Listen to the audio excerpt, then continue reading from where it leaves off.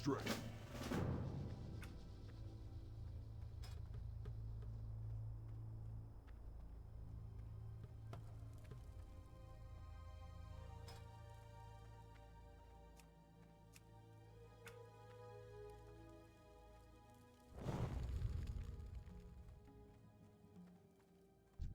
Blood and thunder.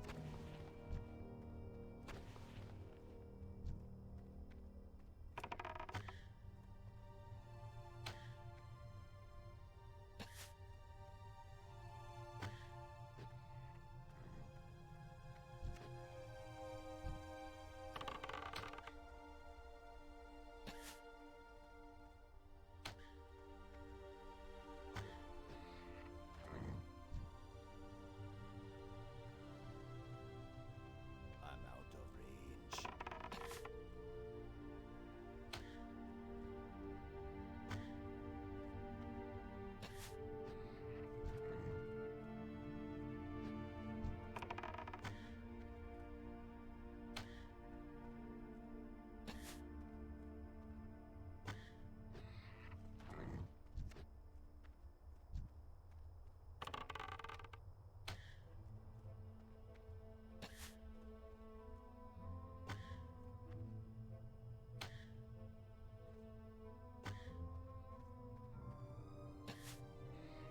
Not ready yet.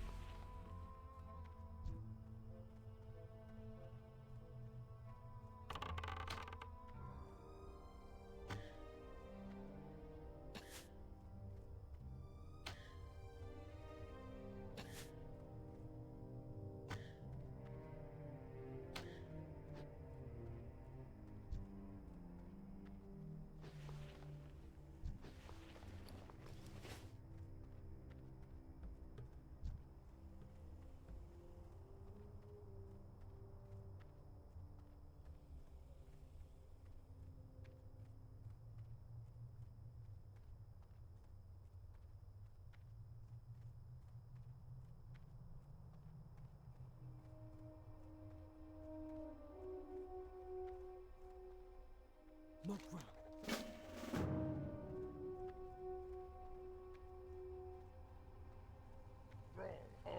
What do you need?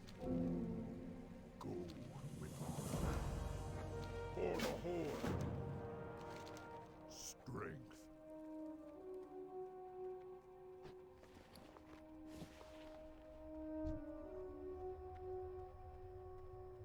Don't be shy. Bye-bye now.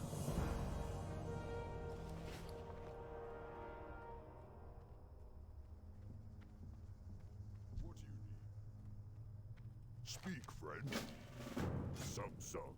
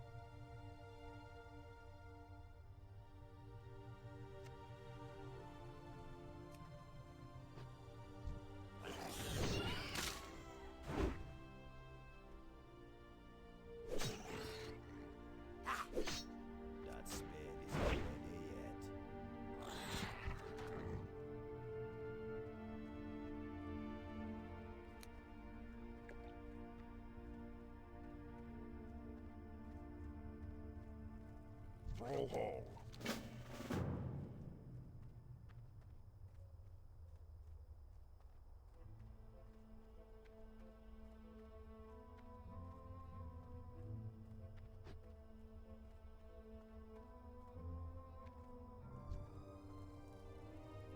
Loktar. Thrall Hall.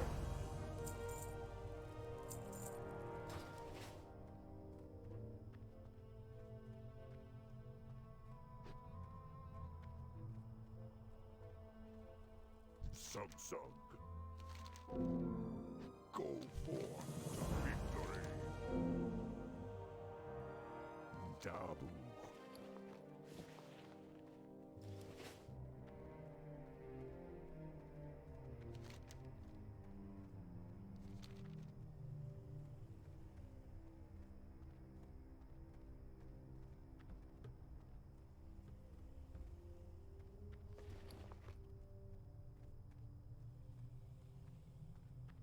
Still recharging.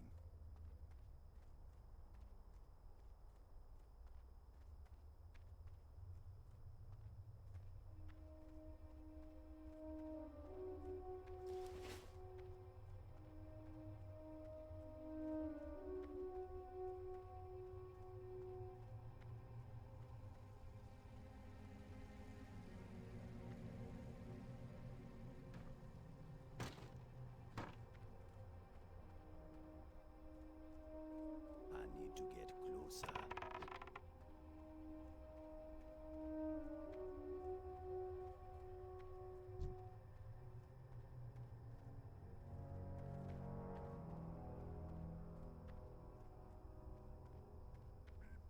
Leave me alone.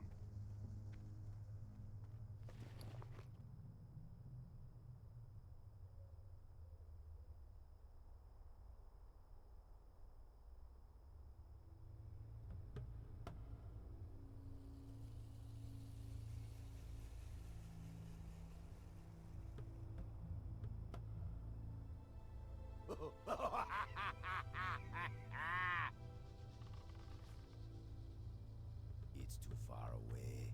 I can't use that item yet.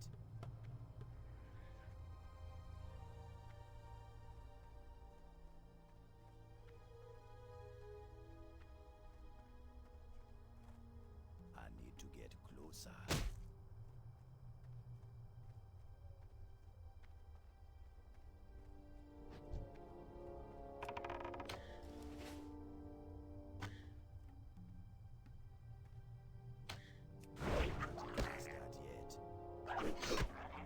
That's still recharging. I can't catch that yet.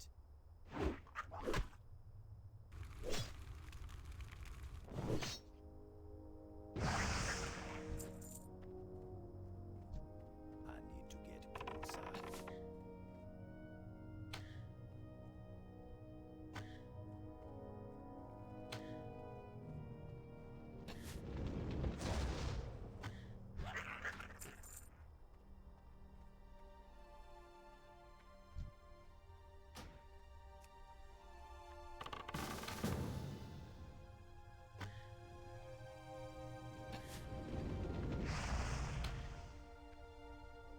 That's still recharging.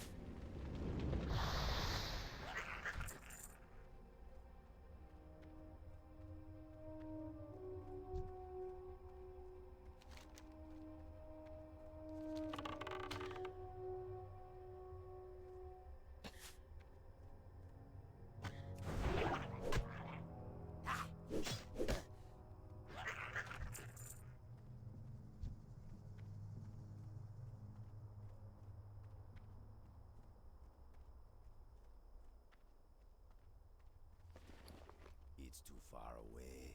It's too far away.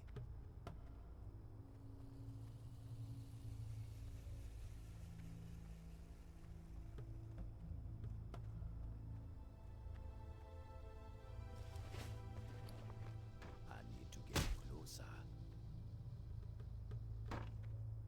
It's still recharging.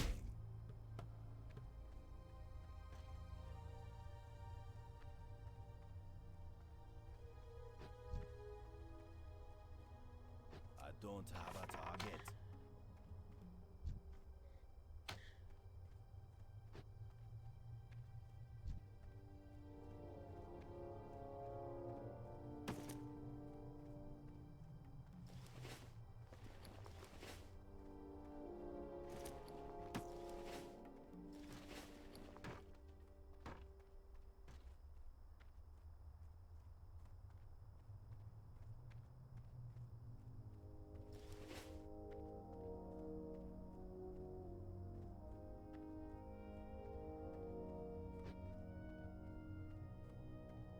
Ain't nothing gonna work.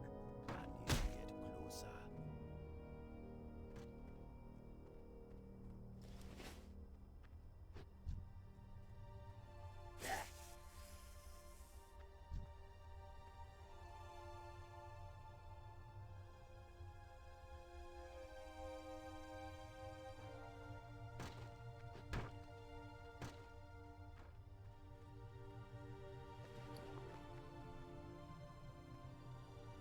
It's too far away. I need to get closer. I need to get closer. I need to get closer. I'm out of range. It's not ready yet. McGraw for the hole.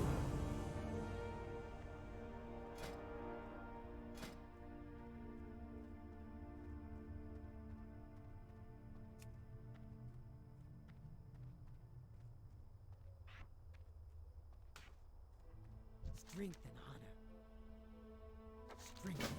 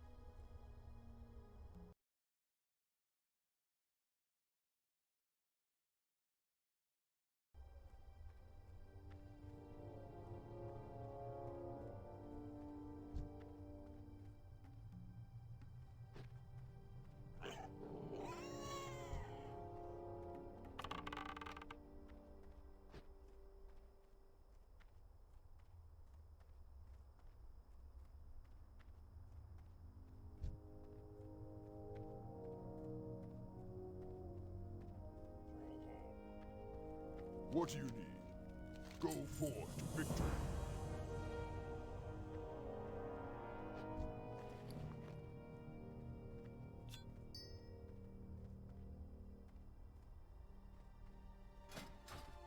Lokta.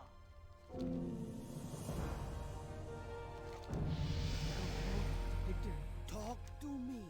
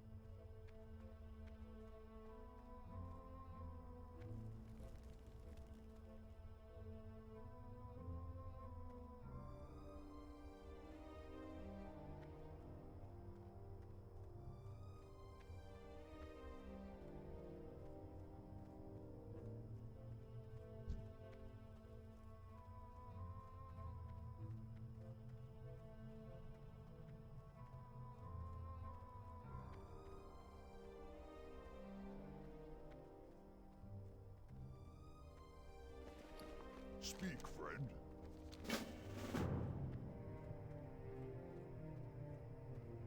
It's too far away.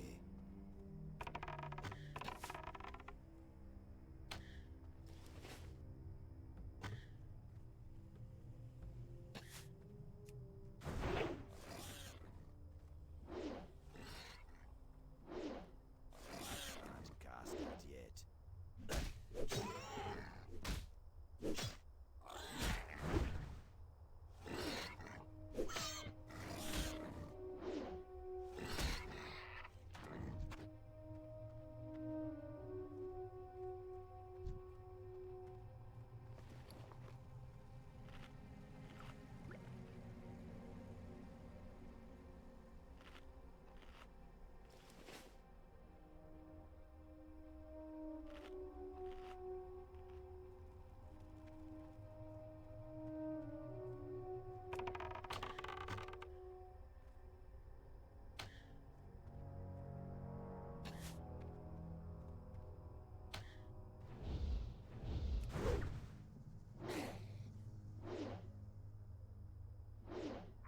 That's still recharging.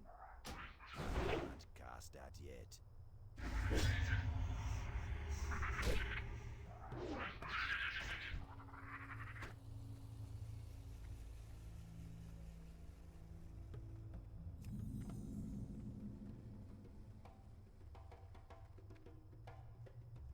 Hello, man.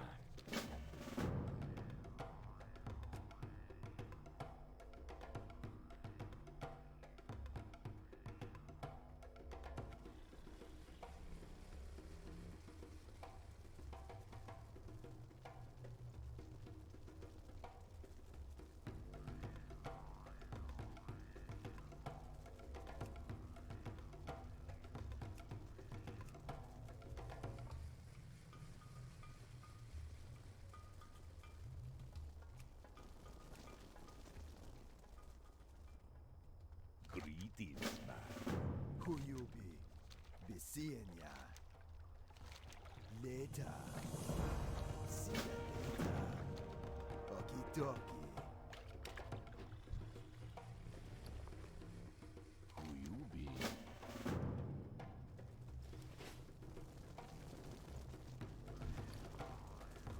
What you looking for?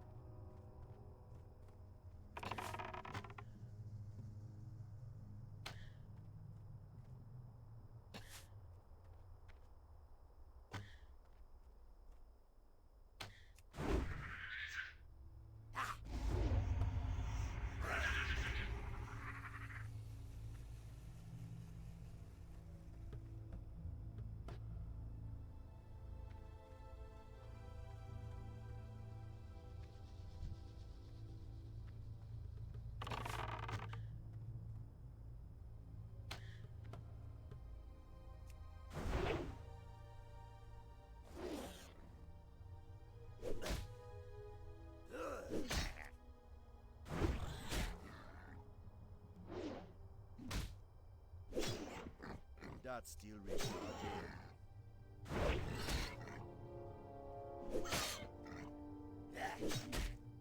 I can't cast that yet. That's still recharging.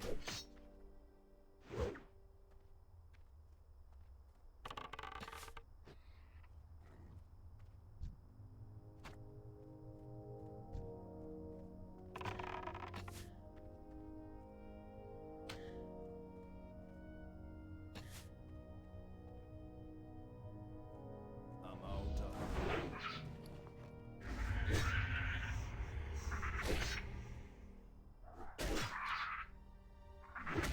That's still recharging.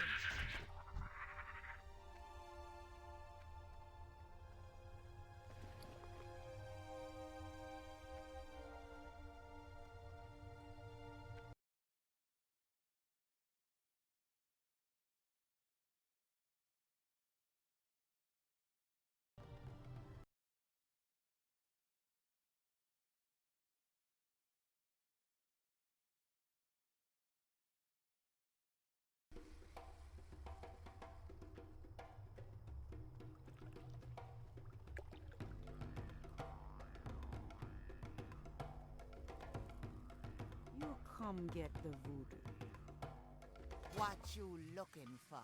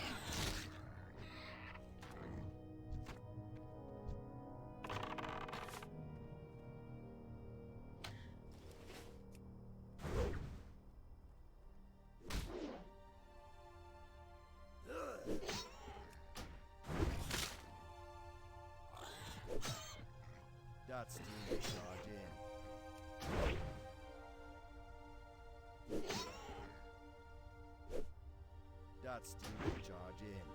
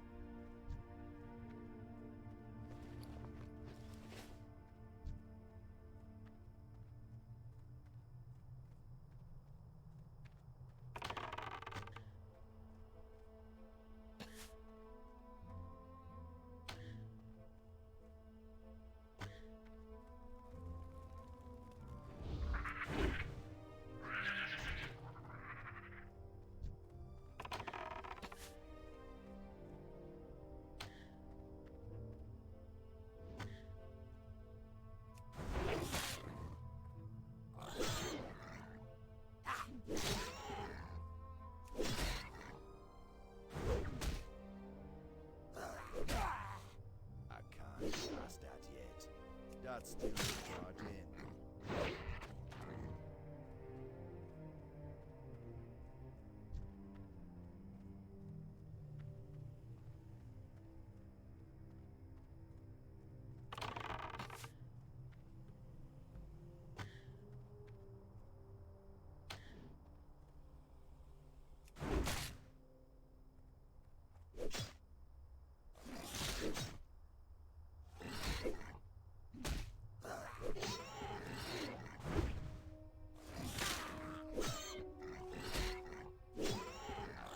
Cast that yet.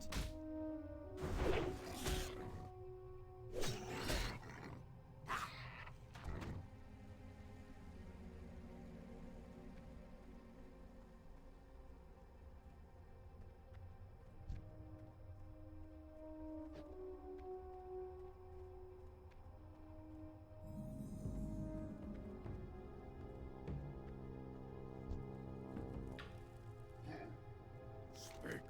Farewell. Blood and thunder. Victory. Strength and honor.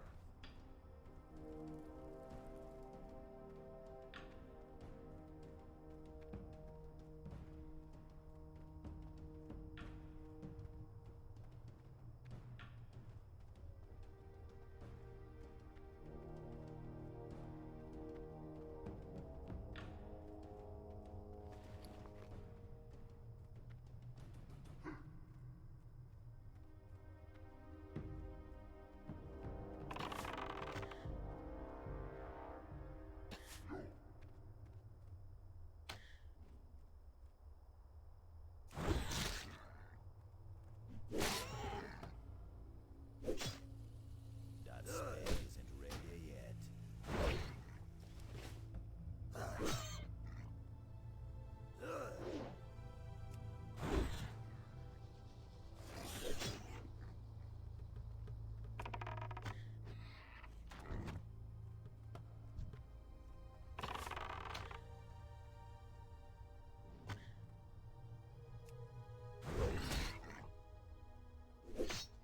That's still recharging.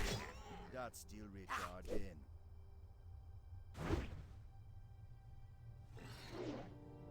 That spell isn't ready yet.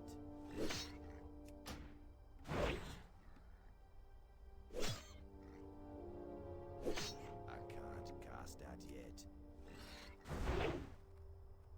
That spell isn't ready yet.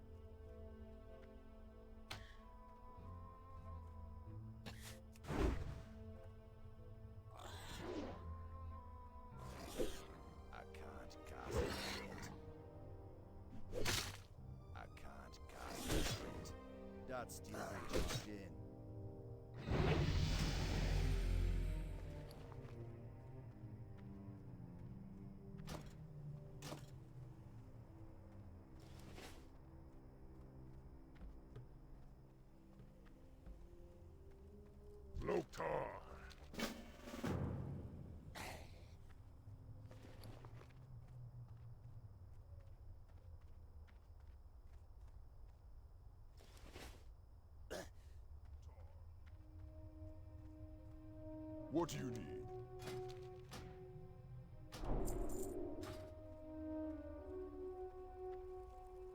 Brawlhall. Speak, friend.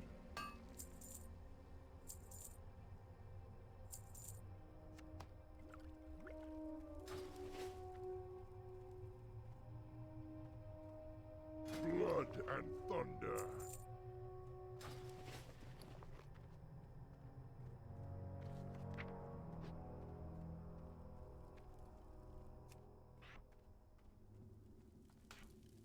McGraw. Be safe. May your blades never dull.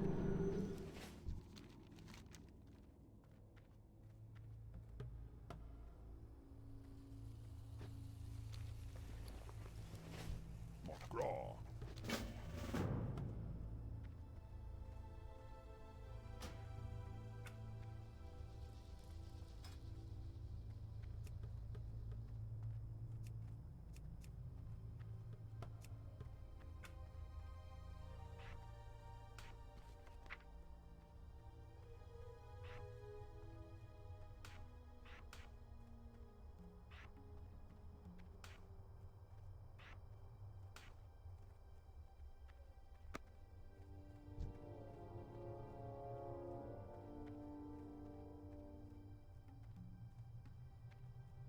I'm out of range. It's too far away.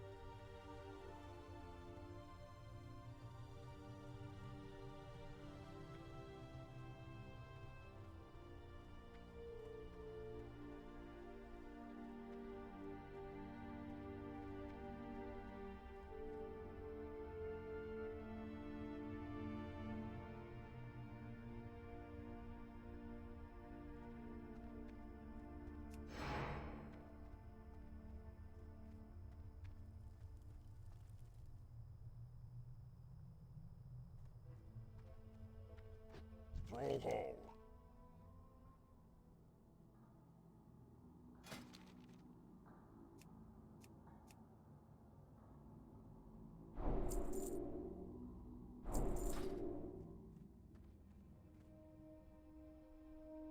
Blood and thunder.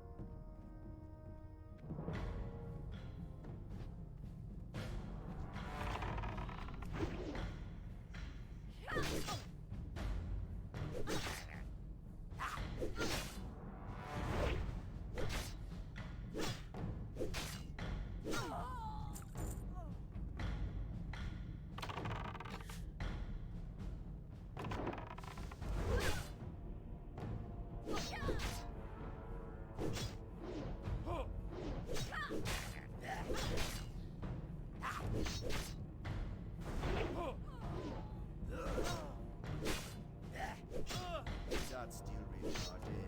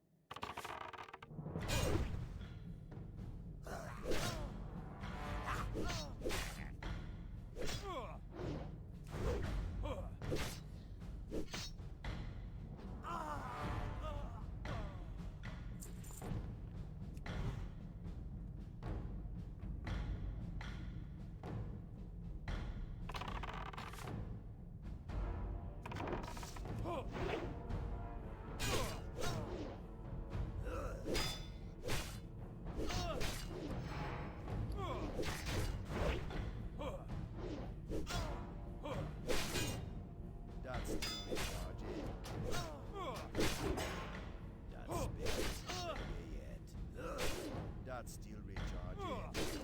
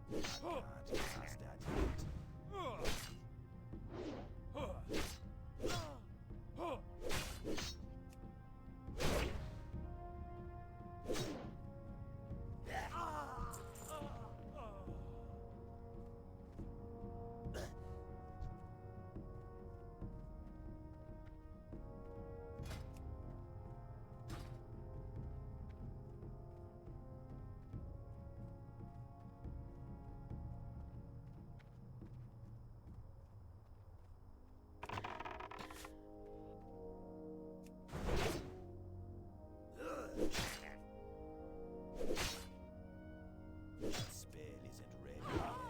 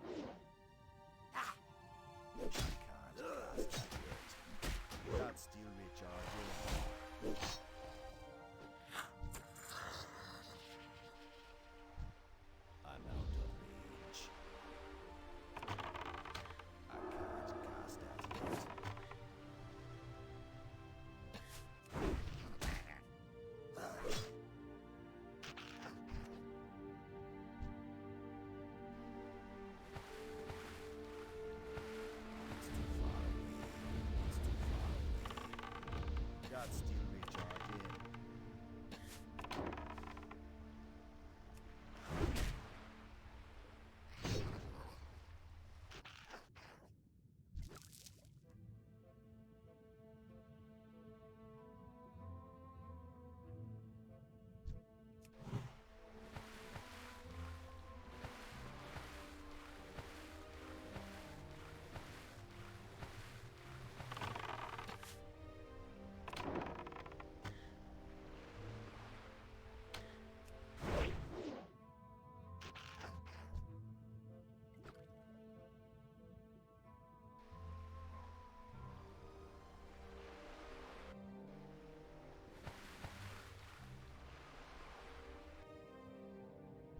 I'm out of range. I need to get closer.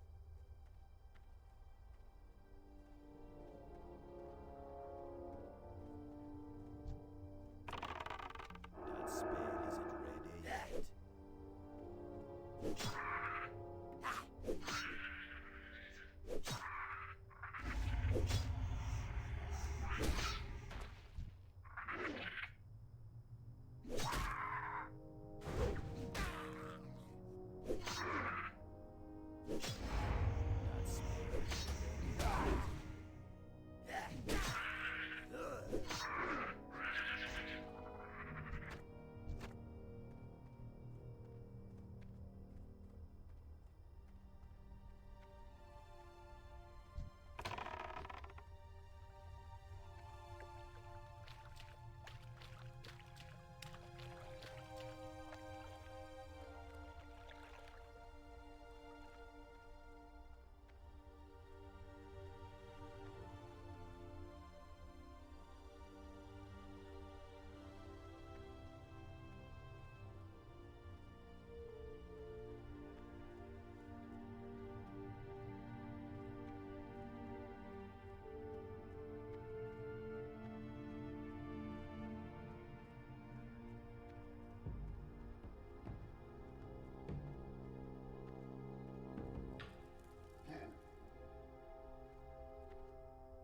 Subzone.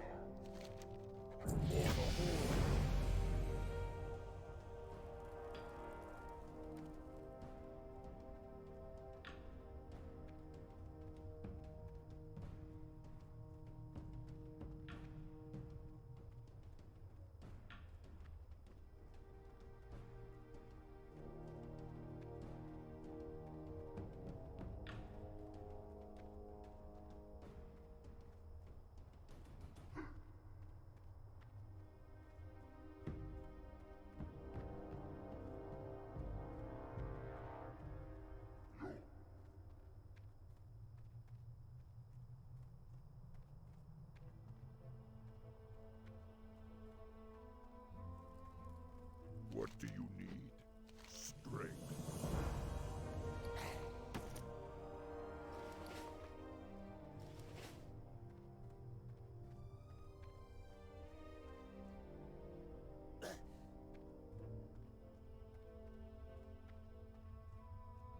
What can I help you with?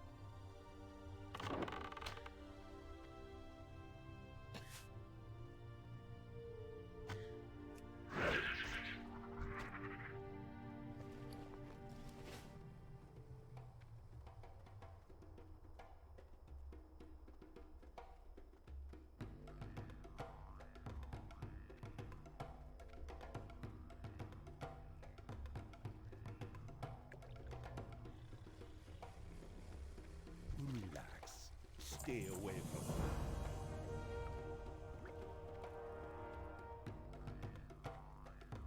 Hey there.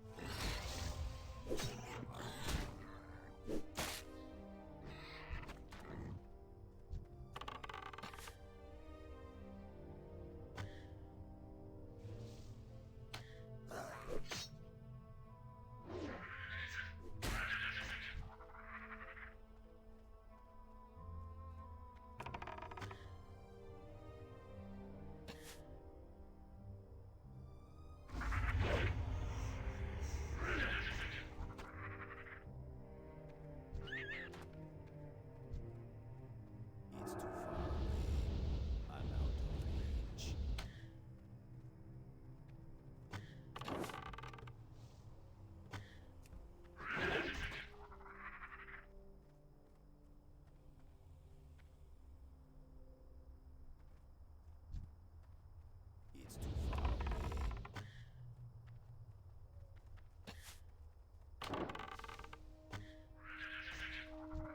Not ready yet.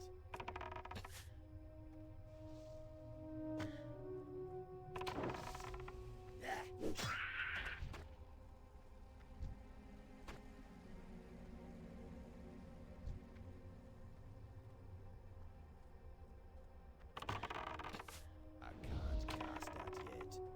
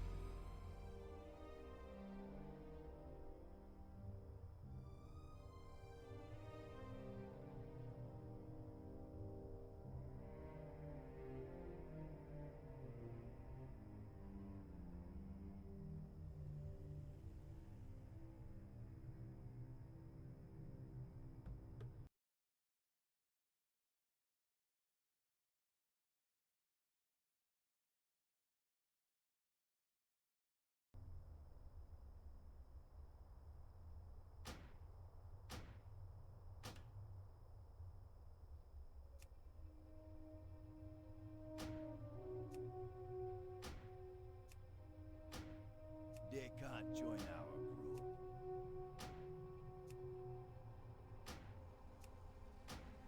They can't join our group.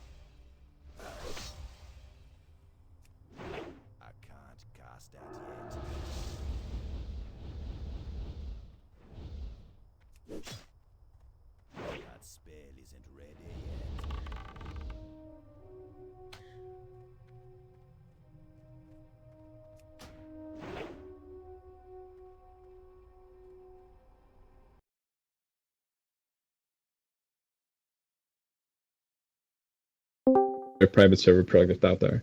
So Guaranteed. as I, who participated in the Devil's Sword Mafia, and I sold a lot of fucking gold in your server. I don't mean to be rude, but it's a different server now. It's not Northdale, it's the Hyjal Project. I sold a lot of gold, and then you knew a lot of people who sold gold to sell a rent and made a living off the server. So why is there a disparity between the people who got banned and who did not get banned? Why is there a disparity between it? I mean, it's quite interesting for me to use sort of champion the goods of selling gold and not selling gold and banning people at the point between it. I mean, it sounds quite funny to me that you're sort of in cahoots with the people selling gold within the server. It's a pretty easy answer to that question, actually. We're not in the cahoots with any RMTers, but we're a limited staff member team, and we have limited time to look after everything. But we do as good as we can. We're not interested in banning anyone without the proof needed. And there's no absolute denial. You do far better than retail classic world. You do far better with your gold, selling conundrum. But at the same time, what we can see within the private servers is the economy of the Russians and the Chinese coming together. Will we see something of such where Corona's banned, the Chinese and the Russians coming to the server? Will we see that sort of thing happen? We're not just going to ban anyone because they're Chinese or Russian, but what I can do, I can elaborate a tiny bit on how we catch RMTers and stuff like that. Please don't. No, I'm not going to share too much.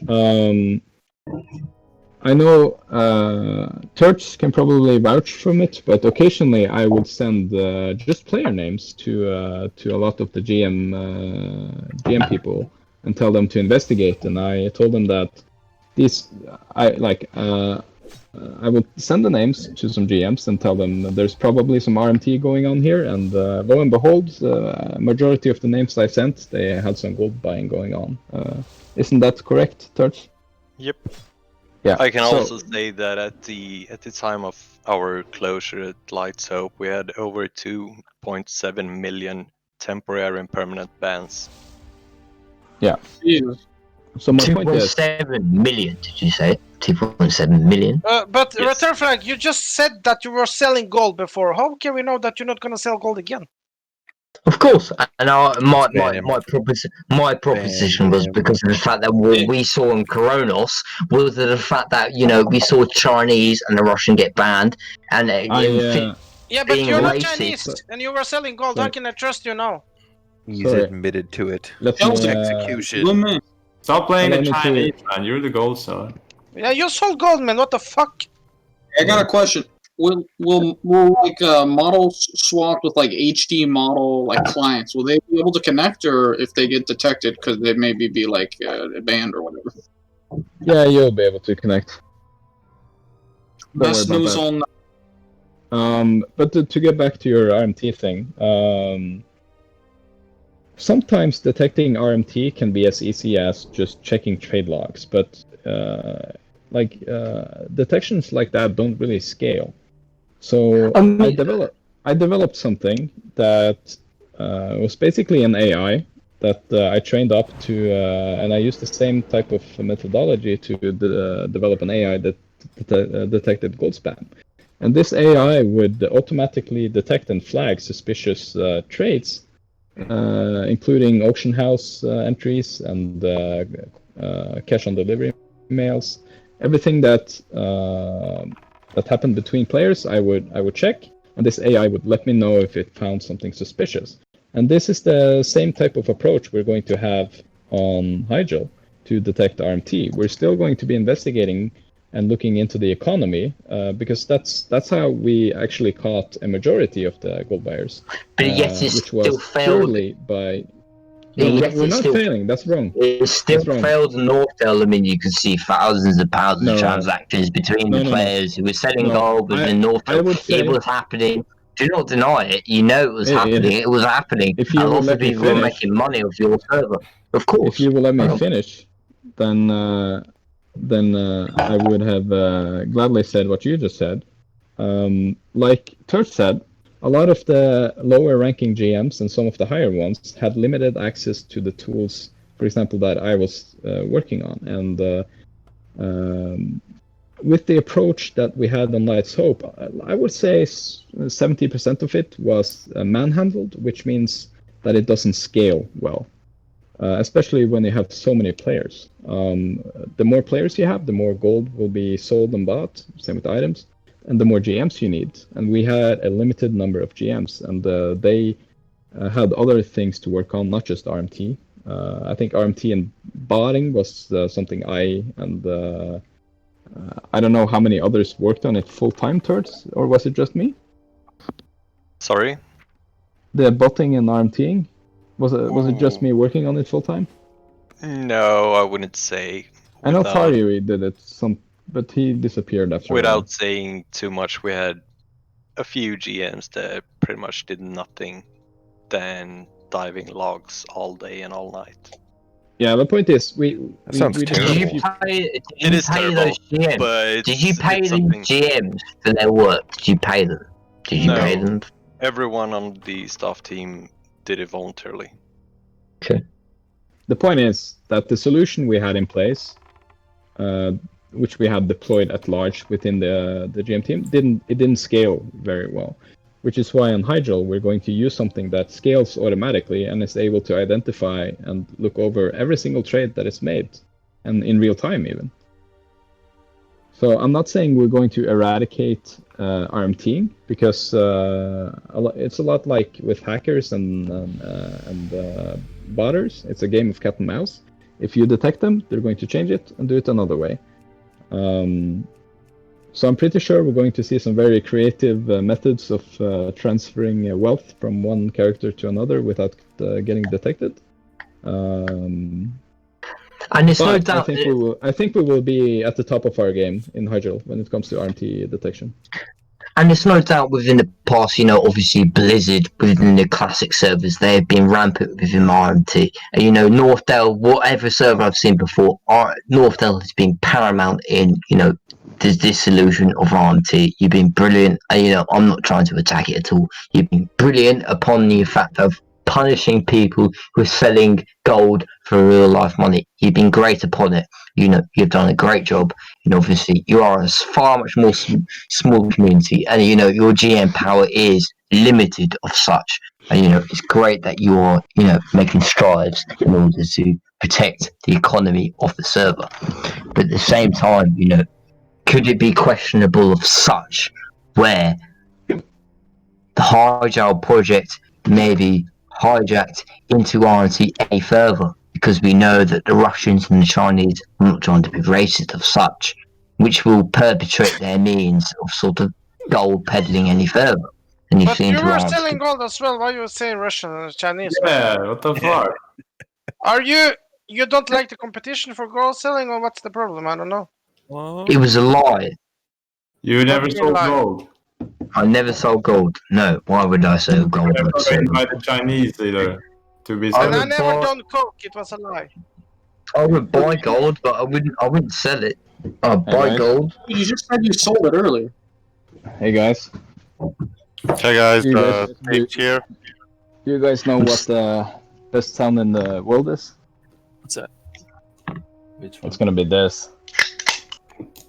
That's a true. That's a true. But my problem with Hyjal Project, I'm sorry that I've been sort of dominating this VC of chat. But we can't trust you anymore, man. You're telling this and then you tell this. We can't trust you anymore. You're a joke now. Come exactly. on. Okay. Exactly. Listen, Exactly. Listen, dude. I'm a joke. Exactly. Listen, dude. Exactly. Let's take a pause from you and let someone else ask a question, please. Of course. Go forward. I'm getting quite drunk actually, but fuck it. I like this. The retard squad back together again. Can you check in game, please? Come on, guys.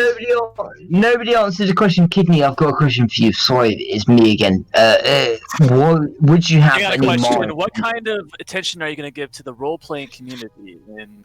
That is an excellent question. Yeah. Thank you. The RP community? Yes, sir. Very important question. The cybering community. Mr. Kidney. Well, I would be actually memes aside. I think RP community would be cool actually. I know it's a niche thing, and that not a whole lot of people do it. Which But doesn't. something like a. Sorry, say again. Never mind. Sorry. I don't know. Like, I'm a bit confused about RP. Like, sure, I can see the interest in it and why, but I'm going to talk to Turts, and I think we will decide to make the server RP PvP. Okay. I mean, I'm the that's our resident solution. role player here. I've been a turtle for 3 years or something. Yeah, let's just make it RP PvP and we'll just fuck it, you know. Yeah, as long as I can be in Goldshire with Scylla, I'm fine.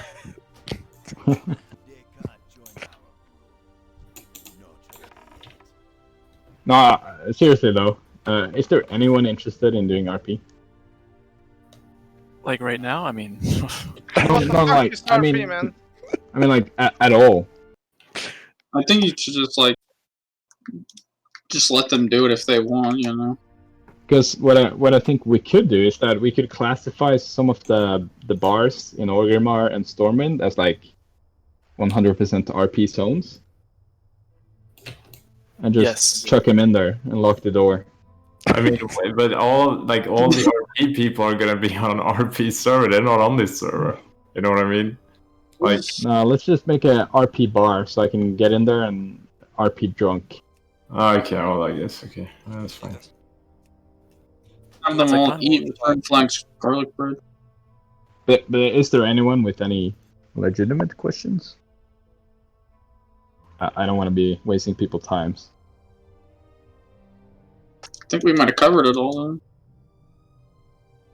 There was a final question I had to have, and I hope you'll hate me as far as such. White Kidney, will you ever have a server which is dedicated to hardcore PvPers as such as myself, who would like to create pre-maze and tournaments at level 60 in Warsome Gulch or Arathi Basin?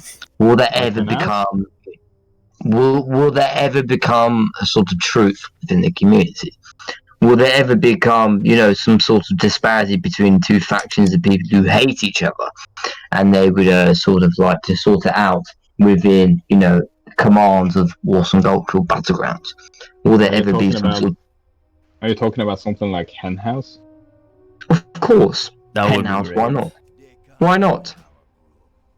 I mean, an instant level 60 is, is a very interesting factor you would have to ask yourself about the server, because you know that Henhouse was very popular, maybe because Classic was imminent and people wanted to test out things, but at the same time, as you have seen with the endless server of level 70 TBC, they were incredibly successful in the fact that they incorporated instant 70 because of the fact that they would drive the activity of arena and people queuing arena.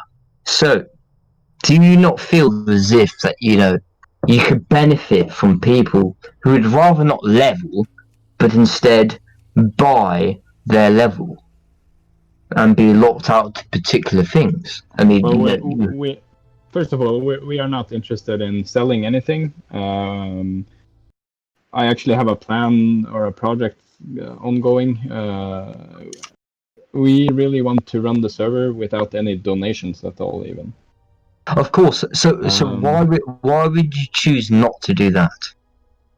Why is that? Why have you chose not to do that? To take cash? Yes. It's just the legal issues surrounding it. Makes everything a whole lot more challenging. Okay, so you have these people who do not want to level and they want to support the server. Why should they not be able to support the server's costs and not spend time wasting upon leveling? But what costs? We have no costs. I own the physical hardware that the server runs on. It costs me nothing to have it up and running. We have no costs. So there's no cost at all. So there's no other option available for people to donate and save their time instead of leveling, because there's a plenty amount of people who would rather not level and waste their time because they have work, they have real life, whatever. Yeah, but that's the same thing about gold. Like, if you don't like to level, how the fuck you farm gold? Whatever. Like, but I mean, anyway, playing any MMO like WoW. Sorry, just really quick. Playing any game like WoW, it requires you to actually invest time in the game. So if you're unable to invest time into something as simple as leveling, then. But I don't believe that's relative to the Hyjal project because of the fact that WoW has been out for tens of years. There's people who enjoy the game because of PvP and only PvP. There's people like myself who enjoy doing Warsome Gulch day in, day out because of the fact that it is fun. But how can you do PvP without gold? Like, without gold? So you're telling that you want to donate so you can get to 60, and then you want to buy gold so you can play Warsome Gulch the whole fucking day. No. That's what you're telling, man. Okay, how about this? If Henhouse wants to reach out to us and set up a PvP server with us, then maybe we can consider it. But with the resources we have right now, it's not feasible or possible to do. So forget about the resources and say that Henhouse was applicable to the fact that he would, collaborate with you in such projects. Would it be possible for the 60 hardcore community as such, which you see a lot of fame within between the Blizzard tournaments or whatever, the French Laris Cup or whatever, that it is rampant within this community to showcase the skill between people who enjoy PvP? Surely that is a benefit to your server in order to promote your server. Why would it not be? I mean, why would it not be at all? I mean, you could put measures in place. There's a lot of things we could do to change or add or modify or delete to make everything a whole lot better and a whole lot more attractive to other players. But you have to remember, we are a really small group of people, and like everyone on the team is unpaid. Like, this is our hobby project. It's our free time, and we're not some huge business that wants to cash in like absurd amounts of money. The only thing we want is to launch another vanilla private server project, which is going to be like the good old days. So what is your commitment? I'm not trying to propose some sort of cash grab sort of system where you can make tons of money. I was just trying to propose the fact that Endless TBC was very successful in drawing in players in order to be, increase the activity of arenas played. I mean, the fact that our method of drawing in players will be that we are going to deliver exactly what we did before, because that's what people liked, and we are not going to change that. You have to change that value because we're in a circumstance of things which are not completely, the times have changed, my friend, like Kidney. And, whether you like to believe it or not, times have changed and the community has shifted forward in a particular way. You must adapt to these changes, and you must adapt to the changes of such at hand. You cannot go with the same sort of approach. So I just want to piggyback on a comment you just made about listening community sentiment. That's something you guys will be doing a little bit more, just having like polls of the community. I think someone mentioned that. Is that right? When it comes to the community, we want to ensure that we. I know in Lights Hope we did a horrible job at listening to the community, and it actually made me rage quit a couple of times, honestly, and just full on rage mode because I was so infuriated with how some of the leads handled certain situations. Problem with the voting NPCs or something like that. Yeah, something I want is that I don't know if anybody here has played EVE Online. But yeah, basically they have a council of elected members, like players of the game, that will have direct access, and they will have regular meetings with the staff and the developers that actually make the game. So instead of, I think trying to have polls and all of that, it's really an inefficient way of getting in touch with the actual player base. I think we can benefit a whole lot more if we can have a sort of a council of sorts that which has player elected members on it that represents the community, and of course, yeah, like I said, they represent the community and bring the community issues and suggestions forward to us in a much more in a much better manner than what we would have done if we were to talk to the whole community at once, because that just results in chaos, basically. So I'm a bit drunk right now because I'm trying to. Yeah. I vote return flag for council. No, please no. Please no. But what do you guys think about it? Like a player-elected council, like I let's think say 8 It's members. an amazing idea. Very good. That represents the whole community, and of course, these are player-voted members. Because if we were to try to gather the opinions of the whole community at large, it would be an insane amount of data to shift through, and sometimes we try doing this by raising questions and bringing them forward, but it was really hard to draw conclusions from hundreds of Reddit posts and forum posts and in-game discussion and all of that. So I think it would be a lot. Yeah, I think it would be a lot easier if we had a player council with, again, player-elected members that had direct contact with us. They will also get information about possible changes coming in the future, so that they can discuss this internally within them. Some of this information will, of course, be somewhat classified, if you will, because it's not ready to be released to the public yet. That doesn't mean we want to keep things secret. It just means we want to polish the product before we actually put it live. So an example is that we want to perform a change to something, and we are not sure how the community would react to it. We then take this change to the elected council members and get their feedback on it. And hopefully this council will consist of a variety of people, PvPers, PvEers, casual gamers, blah, blah, blah. So we can get their feedback on it. And eventually they will be able to discuss it with their nearest contact, maybe it's their guilds, and then they can correlate and gather the information for us and send it back to us in what I think is a better and cleaner process than compared to what we had before. Sounds like a good idea. Hopefully it sounds better than what we had before. Sounds like an amazing idea. Would those members of the council get special loot drops from raids? I'm just kidding. I'm being sarcastic. They might be awarded with some special in-game item, like like nothing Bone major. Reaver's Edge.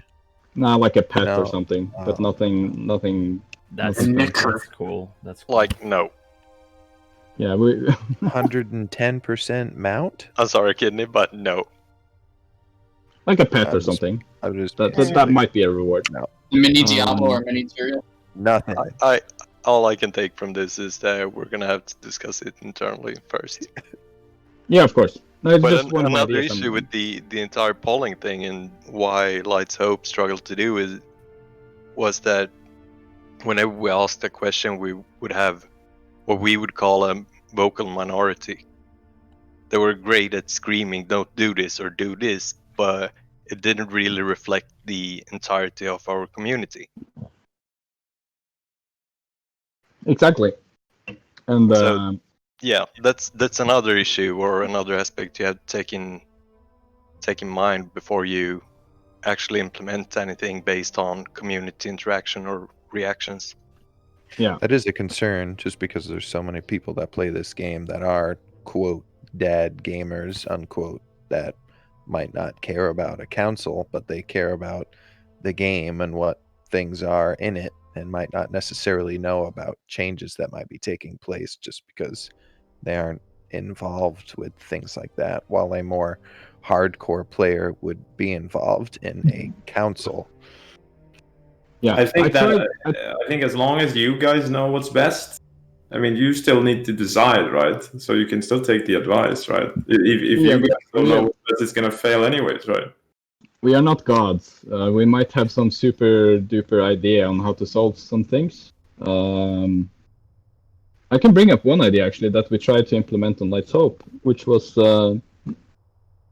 we had a really huge issue with spam at some point, and we decided that what if every new created account could sign up with like a key, like a CD key or whatever, and this key would grant you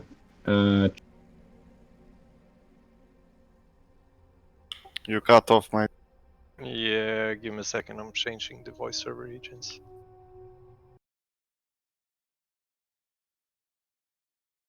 Is it better? Start over again, White Kid. Are we back? Yeah. I changed it. Alright. Sorry. Where was I? Yeah, this feature we wanted to implement on Light's Hope. So basically, we wanted to implement a system where people below level 15 or something, they couldn't speak at all. And I remember that. Yeah, so basically the idea was it was basically like a refer a friend system where you could give your friend a key, which you got from your account. You would have, let's say, 5 keys per account. You would give him the key, he would sign up, and then he would automatically have chat privileges. He could be able to talk, trade at level 1, right? And this is something we wanted to do to combat spam. But like eventually, like a lot of people thought this was like super interesting and super cool, and that it would solve a lot of problems. But the thing is that this is something our lead developer brought to us, is that essentially we are playing an MMO, and we should do whatever we can to not limit players in any ways, even in communication. It's like if a random player finds us via Google, signs up, makes an account, then they're not going to be able to chat until level 15, and that's very likely to get them to quit the server, and we don't want that, right? Interesting. So, because I had a direct message from Fresh Mechanic, and he was telling me about how he should improve the server. Fresh Mechanic, I would like to hear about what you would thought about, White Kidney's thoughts about the server. If you don't know, say that, please. Fresh Mechanic. I want to continue on the. Sorry, there. Sorry, there. Sorry. About the council thing. It's not something I have presented to even internally yet. I think it's still a bit early for that, but it's actually something I tried to implement on Light's Hope. And the then leads of Light's Hope gave me very strange feedback, if I might say that. So I have a question. I see 7 staff members listed over on the sideboard here of Discord. Are there more people, or are you thinking of bringing on more staff members? Oh yeah, there's more people. There's more than 7 in the staff team at the moment. Some are offline and some aren't in this Discord. But yes, we're obviously, depending on the turnout when we launch, looking at involving more people, of course, depending on needs. But yeah, it's not something that we're willing to do before we even released. It's pretty much pointless before we see how many people we're actually going to need. Yeah, we are going to open up staff applications later. It's not something we need right now, like Kurt said. I know that we do have 2 developers coming in and 1 web developer coming back on. Oh, good. From Light's Hope. So there is more people coming. Don't worry about that. But to be honest, though, just so you guys are aware of it. The biggest problem with any private server right now is finding competent core developers, like people that actually know the core, understand the core. I have a lot of people that fully understand C++ and web developers that have bachelor degrees in web development and all of that, but the problem is that they don't actually know anything about the emulator itself. So finding developers that know what the fuck they're doing is actually our biggest hurdle right now.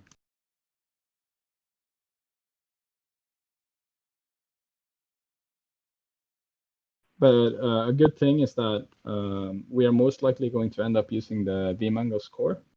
It's basically a continuation of the Light's Hope core as we released it when we shut down and prior to that. So, and it has already been updated by a ton of people, and I think at least one or two of the contributors to vMangos has shown interest in continuing on and joining our project directly. Yippee! And the idea behind our development is, of course, to submit any changes we do back to the vMangos repository, so that any other server will benefit from it. Not just us. So then, how many people are core decision makers for the Hyjal project? And then off of that, how many people would you want from the player base to be in this council? Just to be clear, this council thing is still an idea. Of course. Me, in my own personal opinion, I think it's the best approach. It's the best approach that it's at least a good idea to see what the players want, perhaps. I mean, we could at least say that. Even if they're not going to be decision makers, they could at least be a core group of people you could go to for opinion. Yeah, so a big idea behind this council thing is that we have to be able to trust them so much that we make changes based on their feedback, right? So we want people that are in this council, if we decide to go down this path, to be people that know the game well, that spend a lot of time in it, but we also at the same time want to represent as much of the player base as possible. A huge bonus with this council solution is that it actually requires less of us if we want to be involved with the community. We wouldn't have to reach out and make polls and try to shift through the data and all of that. We would kind of outsource all of that work to the council members to ensure that, because that they will of course have their own roles to fill when if they get a council position. Like this position will not just involve talking to us and giving us feedback. They also have to listen to their people that voted them in the first place. So we are kind of outsourcing a lot of the work we would normally do to these people, which saves us time and resources. And it also makes the whole process of being involved with the community a whole lot more effective, not just for us, but also for the community itself.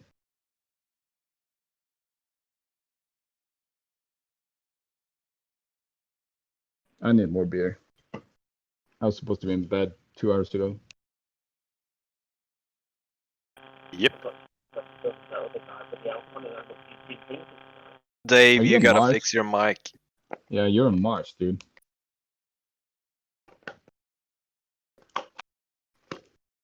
I need more snooze as well. Sweets.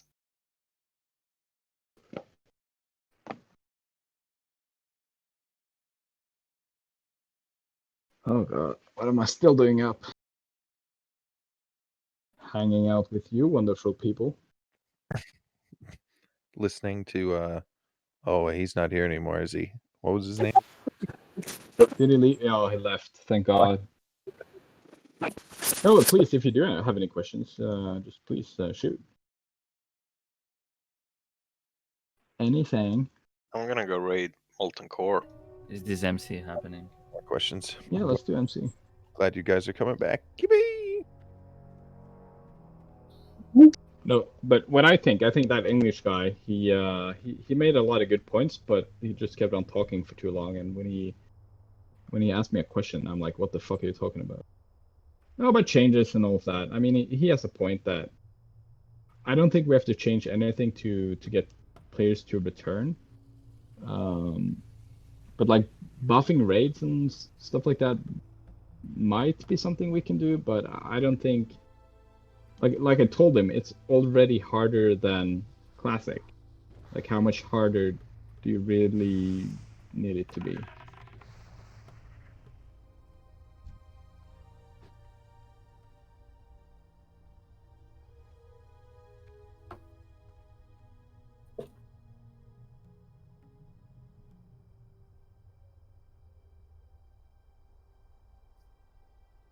I mean, If you those guys want to. like Northdale thing, like no world buffs for first 4 weeks was fine, I guess. Sorry, say again? Like not having world buffs for world buffs. for first week of patch. Yeah, we're still discussing it, but it's looking like we're probably and most likely going to do it the same way as we did it on White Soap. Yeah, it seemed reasonable. Yeah, and that means no world buffs in the first 4 weeks. Mm. Hey, I got They worked on hunter pets, by the way. The world buffs. I got 2 questions. First, will Paladin gear drop on Horde and Shaman gear on Alliance? And will the legendary neck be able to drop during like the first until like it drops for the first time in MC? Yeah. I'm confident Good that question. the neck will probably drop once. I don't remember if we fixed that Paladin gear could drop. Did it even on retail? I don't even remember. It's not only the paladin gear, like paladin only item, like those Yeah, plate boots with healing but- and. I mean, Yeah, like, how does it work on retail? I don't actually Yeah, remember. like the things with what about things with like multiple accounts to summon yourself, for example? Yeah, I'll answer that. Multi-boxing is not allowed, and you will not be allowed to summon yourself. We have the same rule on like so. Do you get like warning, or you, like? Yeah, you get the warnings first, but then you. Will you be able to have like an alt in the city though? Yeah, I think that our limitation on Light Soap was that you could only have an out online if you were in the same major city. Okay. Okay, so the multi-boxing policy is going to be like the same as Light's Hope. I think most Likely. policies are probably going to be pretty much the same. Okay. I know Turts is in charge of that, but I don't think I'm not aware of any major changes. There might be a few things here and there. I'm not but, interested in making changes for the sake of making changes. I'm interested in making changes where we saw either failure. Yeah, either failure or misunderstandings. Yeah. So I want to make it clear, and I want to make it bulletproof, or so to speak.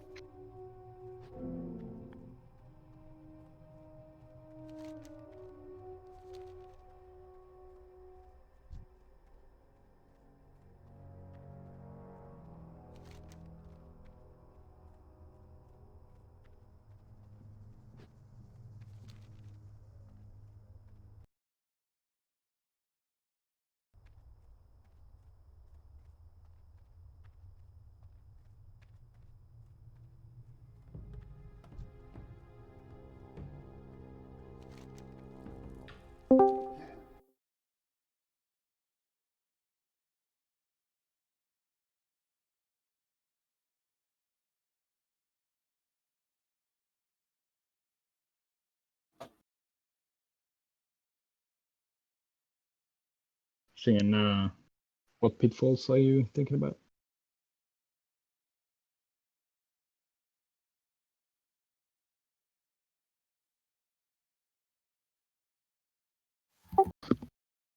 Did voice fuck up again?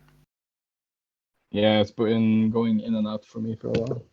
Oops. Hold on. Where do we want to go? US West. Here we go. Now, maybe? What do you need? Follow. Is launch going to have increased spawn rate? We already have a dynamic spawn rate system in place. Turch, do you remember if we fixed the game objects as well? I'd like to say I think yes. some. Yeah, I'd like to say yes too, but I think we tried to at least. The only real issue I remember from Norte launch was the I'm quest. back. I'm here again. Oh, I'm here again. I dispose the Hyjal Project. I'm here again. Sorry. What? Will you ban unfavorable members of the community? We will ban If they people violate they our break the rules. Yeah. But isn't that a But yes, communist Essential will agenda? be banned. That's a communist agenda. Don't you propose of such? Return flag, I'm gonna give you an advice I rarely give people. Go to bed, have a glass of water, and see you in the morning. Well, if I'm here right now and I'm having my fun, then why don't you see just of what you shall do to me with your own demise? What shall you threaten me with? Because as a threat unveiled upon the administrator or the GM and master of the server. What am I listening to? I feel Exactly. like he's reading like a really bad poem or something. Exactly. Probably Americans were autistic. So how's an administrator of the server threaten me with such threats? It's like a Shakespeare Threatening play. you, I'm giving you a very good advice. No. I shall challenge the Doc, do you know how disrespect. drunk you are? No, I don't. No, I don't care. I shall. I'm a libertarian, so I shall repeat your thoughts. I'm asking a question direct to you, Turtles, so you may respond or you may not. Sorry, what was the question? The question was whether the Hyjal Project shall be a custom server or shall it not be? Will the Hyjal Project be a custom server or shall it not be? What do you define as custom? Yeah, define a custom of such as where it changes the values in order to suit the people. Are you that, or are you trying to perpetuate yourself of such which is obviously a server, which in whole? Okay. Custom, changed values. What are the reference values? But the reference not custom. Well, as you would say, the values of the PvE raids, the dungeons, the raids, whatever. Would you not say that is a custom value which sort of changes the Hyjal Project's narrative into something else? Would you not agree? What is a custom value? What is the reference value? Where do we get the original value from? Well, of course, you can get those from Classic. You can work hard within your team, and you should work hard within to, reframe the custom values of what we see within retail dynamic of Classic WoW. You have a direct reference client, so why should you not adhere to it? What is your purpose of becoming a server which in order to establish itself as a fresh server? What is your purpose? Because you are directly creating a server which basically, undermines Classic WoW and all of this. Anyway. There we go. We are a custom server in that sense. So you are a custom server. So why are you, indirect, not satisfied with propositions of being or becoming a custom server any further? Why is that a sort of direct racism between those who perpetrate ideas where this is a custom server. Have you ever made a cake? Let's say a chocolate cake. So in essence, you are sort of conceding the fact that you are a custom server. You are trying to create what is best for the people, so why should you not improve it? Well, what is the point? We're trying to emulate vanilla.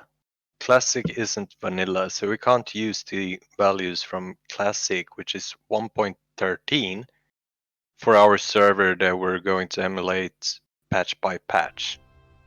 Okay, so let me understand this. So why do you believe that Classic is not Classic? Why is Classic not vanilla? They've admitted Off your own mouth. In terms of value, some of their values might be more correct than ours, because like I said, our values are based off of sniffs and data dumps from multiple expansions, spanning years.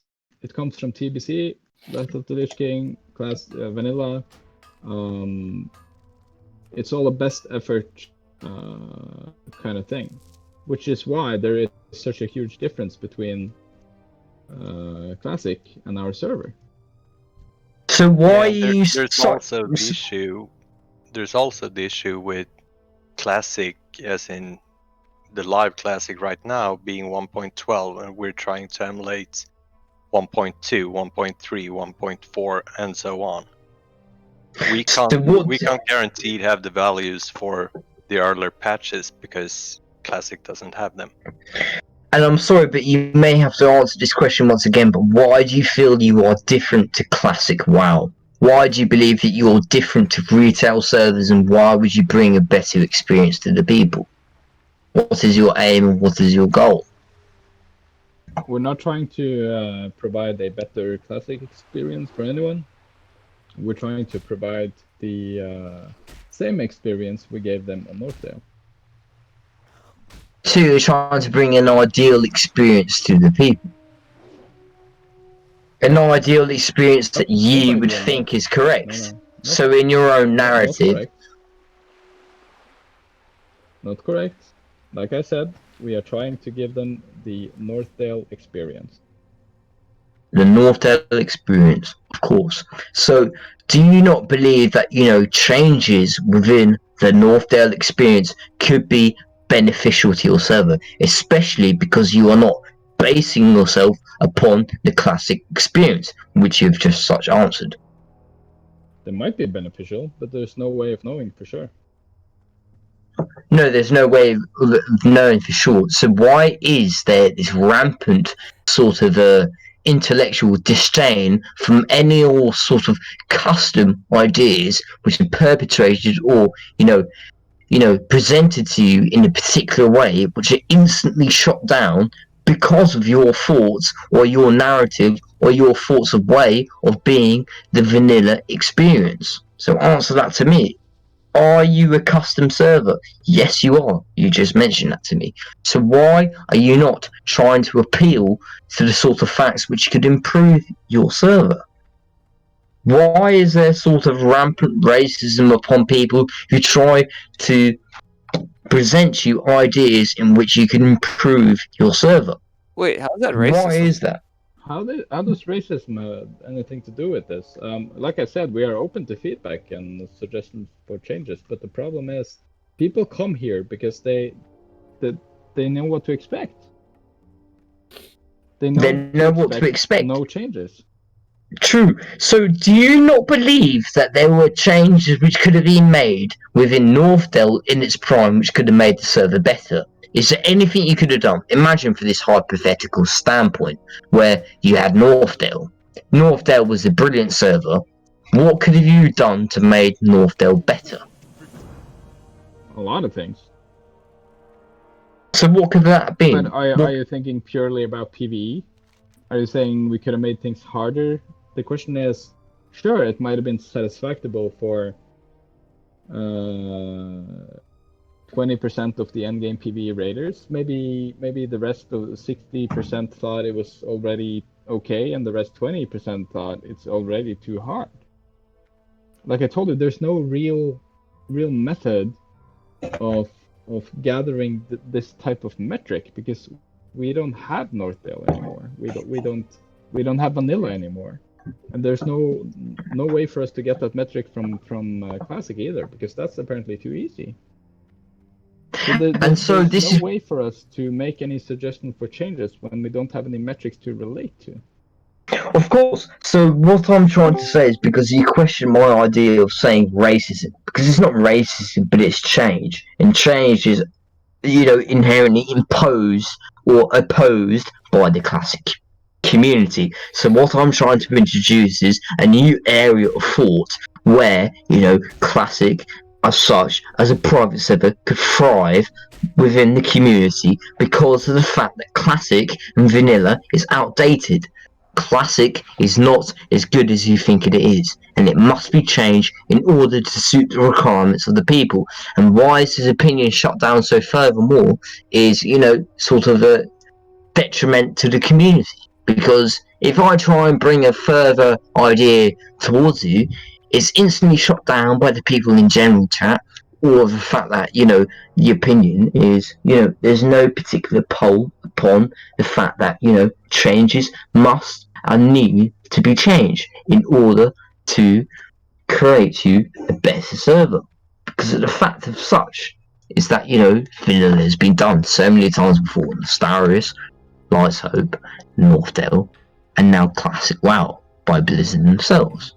So we come to this conundrum where, should we change what is Classic and what is not? Because if you start introducing changes of such where now we can sort of change the raids and make them more difficult than what we can do, is there not a precedent of, changing, other things within the game? So how can you be one to dictate what we do and what we can't do?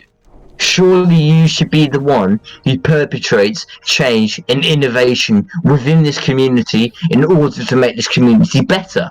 But you choose not to because of the rampant sort of racist, as we such say, changes within this community, because you choose not to.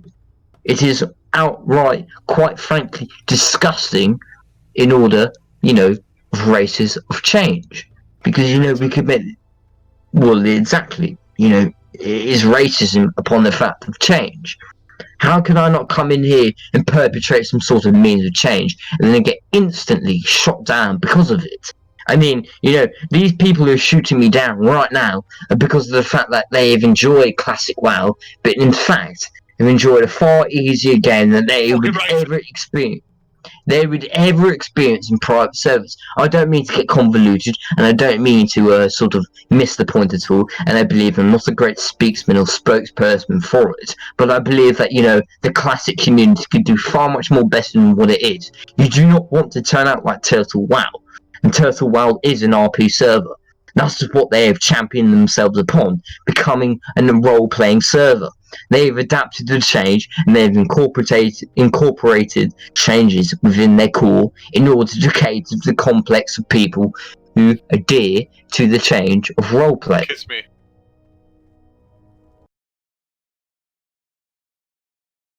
So maybe I'm stupid. I think I'm too stupid to put my point across, but they're more like what? WoW has like 100 players. What the fuck are you talking about?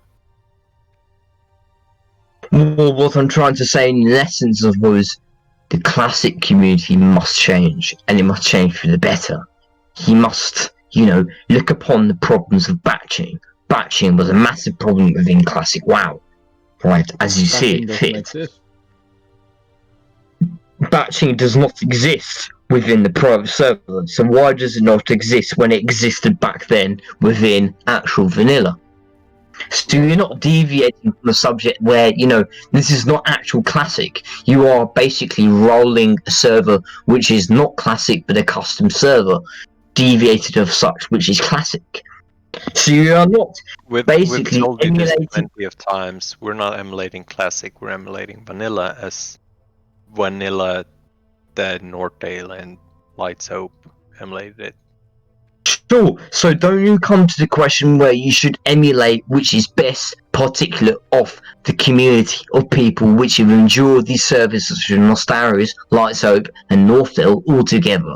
Because there's many changes which could be made to the server in order to make it more beneficial of what such you are seeking of an activity of the server. So, why are you trying to emulate what Classic was in a sort of sense, but only, renditioning the values of whatever we've seen in Classic? I just want to piggyback off of what returnflag is pointing out and ask if we're going to be implementing a option to change your username in Discord, the color of it. Some users prefer to have their Discord usernames a different color. And I think in the previous Enlight's Hope Discord, some of them did have the option to have different... I'm sorry if this isn't relevant. We can get back to returnflag. But if there's an option maybe like to change your color to like a silver or bronze or maybe a gold, I think that'd be something that people would really benefactor roles. Hello, Spaceship. Hey. I mean, we could. One of the issues we had on Light's Hope with different colors would be that players would mistake, for example, benefactors for being staff members, and that's not something we want. But I mean, if we can do it in a safe way, so to speak, then perhaps, yeah. Okay. Thank you. And I can add to that that I'm working on getting Goblin back, so you will be able to, select roles and mark yourself as Alliance or Horde or whatever. Oh, nice.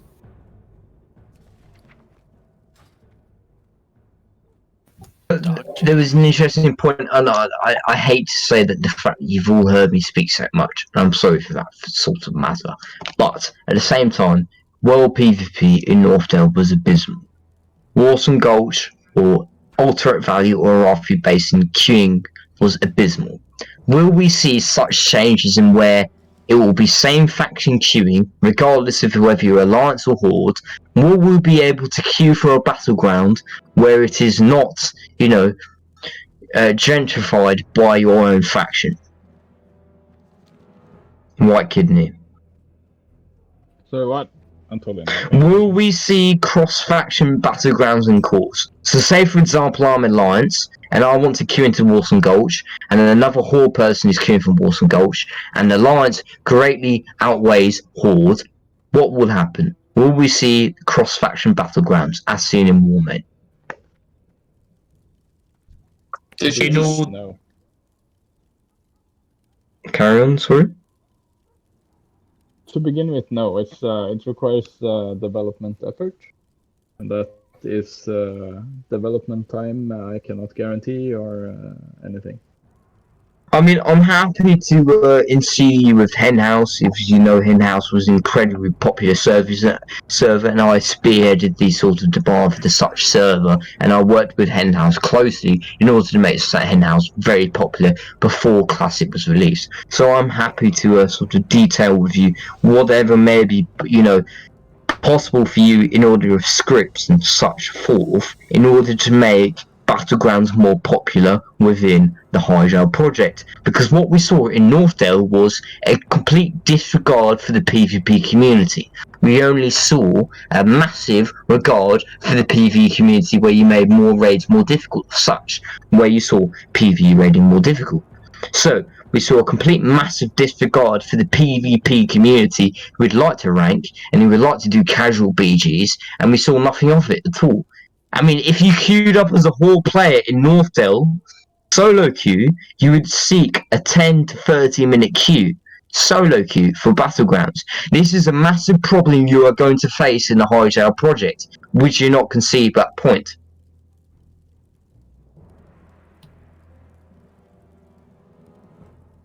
What? Am I too drunk to iterate what I'm trying to say to you? What I'm trying to say is the Hyjal Project will face massive solo queue indifference to what we see in Classic WoW. If you queue up for a battleground in Classic WoW, you will see a BG pop within the 5 to 10 minute mark. On Northdale, this was in fact, what you say is 10 to 30 minutes.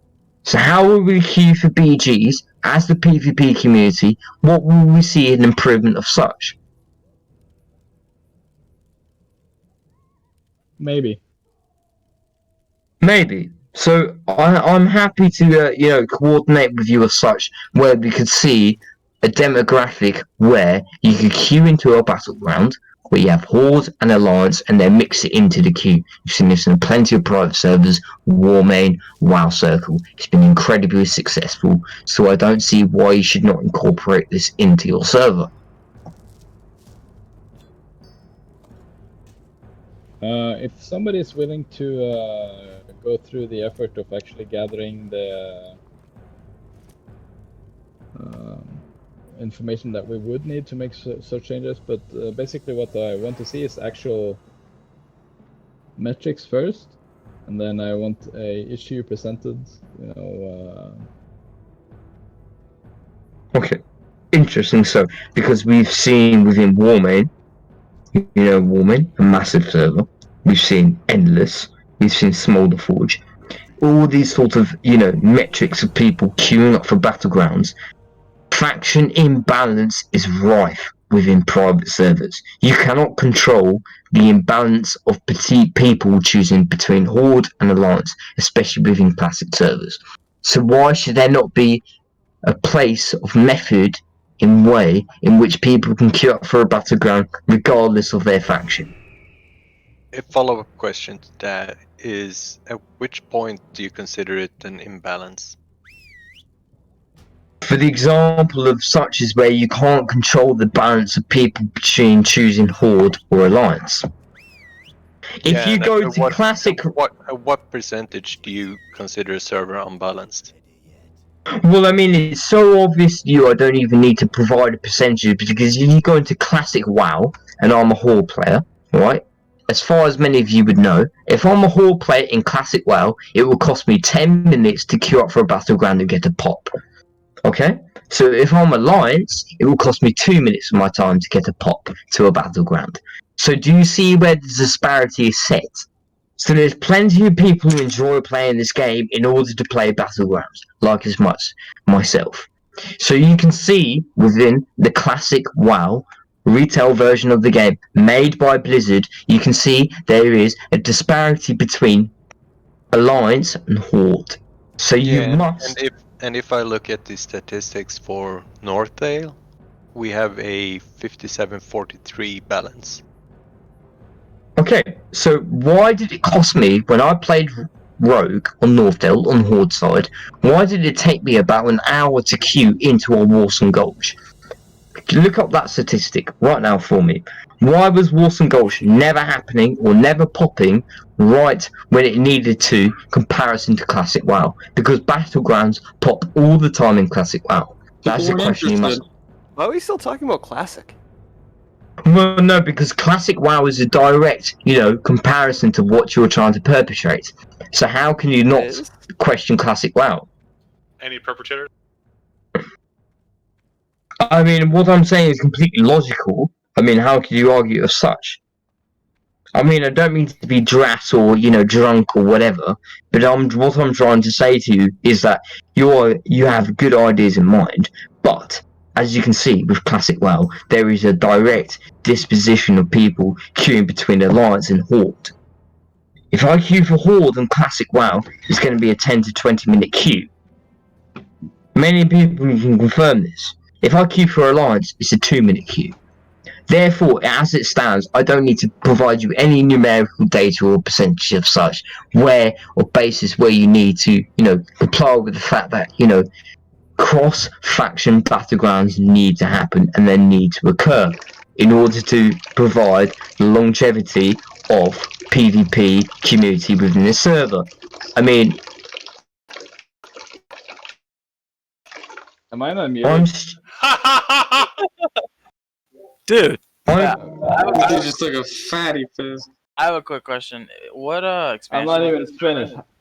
Wait, sorry, give me this 10 seconds. Oh. Goodness God. Run, big dog. This is where we're going, boys. Oh, mute. Thank you. God. Fuck, man. I thought I had some. Fuck's sake. It's a strong flow. He's server muted, dude. Yep. Anybody can jump on yet? Well, I mean, would nobody agree though? I mean, as much as you hate me as much, I talk far too much. But would you not agree? Is if you play Horde, I have no idea what you're talking about. Why? Because you're not making any sense, man. What I've said to you is such, where if you queue Alliance on Classic, you will get faster battleground pops than you would do on Horde. I just don't, I think you've had a few too many, my man. No. So what is your proposition of what I would say then? Because I've explained to you is perfectly. that you have a glass of water and sleep it off. Yeah, So dude, you're why would fucking you- drunk. So yes, of course I'm drunk, but then again, my proposition to you is, if you understand this, if you go onto Classic WoW, would you not agree that Alliance has faster battleground pops than Horde? But what's the issue? That's just that people aren't interested in PvPing, or that people are interested in PvEing. No, but would you not see that as an imbalance of people who want to play PvP? So why would you not connect the two things together and make it not apparent of the account, or make it accountable to the fact that you're Horde or Alliance? Why would you not construct this service together? Why would you not queue into a battleground and be Horde and Alliance at the same time? It basically improves the queue of the same, faction or whatever. Does that not improve activity within the PvP community? You just sound as if you don't know nothing about whatever you're talking about, and you're calling me an outright drunk. Do you hear me? Yeah. Okay, I'm not good. Listen, man. If you can bring this to us in some controlled form, like a post or something, then I guarantee you that we will look at it, and if it is actually a problem, we will look at solutions to how we can fix it. Okay? Okay, so my retort to that would be obviously looking at the server disparity between factions. You would see that Horde is far much more heavily populated than Alliance, right? So would you not expect that more Horde people are queuing? You're taking unbalance for granted. We saw 57-43 amongst level 60s, and I think it was similar number overall levels after how many years in Northdale? Well, you will always see a disparity or imbalance between Horde. You will always see a disparity and imbalance between Horde and Alliance, whatever private server you go to. So why would you not allow people to queue from the same faction in order to increase the battleground activity of population? That is Maybe what it will happen. creates honor. Maybe it will not.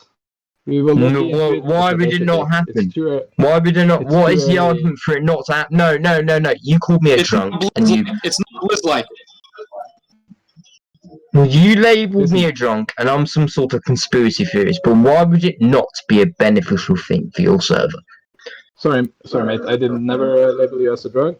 The problem is, I think we all are a bit tired of hearing you talk. No offense. I get your points and I get your concerns, and I promise you we will look into it. But now is not the appropriate time to look into it, of course. Why? I think there are Why? many Why others. not? Because I think there are many others in here that want to ask questions, not just you. Well, nobody has asked a question so far, and I've been quiet, and I will be Because we quiet can't so far. speak over your rants. shut the fuck I can't up. believe people have been listening to you for over an hour now, and no one's really spoken up to tell you that you're not making any sense. You're drunk as fuck. We're trying to have a Saturday night relaxed Q&A. I mean, it's pretty obvious that he's asking for spy queues, right? He wants people to be able to spy queue, and then you guys are basically telling him we'll fix it if that's a problem, right? Because there's no reason to fix something that's not broken, and he doesn't get that you guys are just saying we'll do it if it needs to be done. Is that what's happening? Yeah, I think that's a fairly accurate. Sounds like, yeah. Okay. So we can move on from this. Thank you. Asking, we can't really speculate about balance of a server that has not released yet.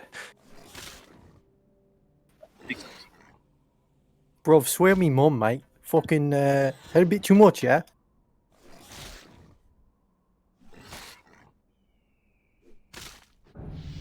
Haven't we all?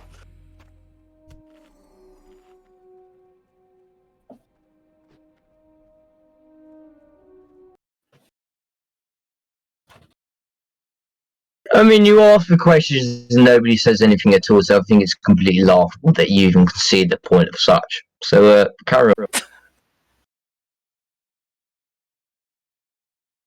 Whew. Did he leave? I'm muted. Is there anybody else that has any question? And please, it could be any question.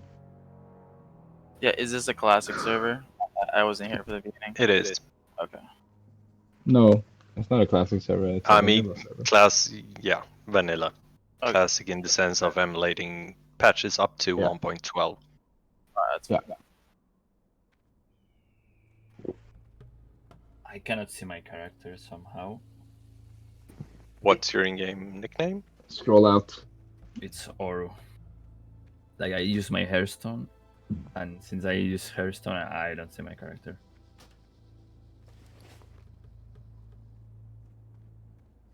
So you guys said the patch timeline it's gonna be the same as Try well? again.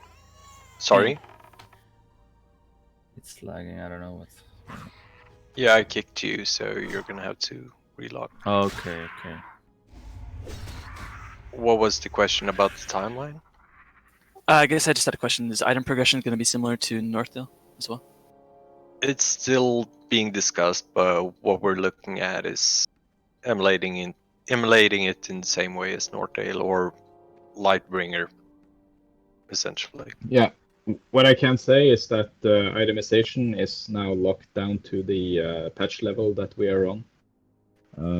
So yes, unless something changes, it's going to be exactly like it was on Northdale.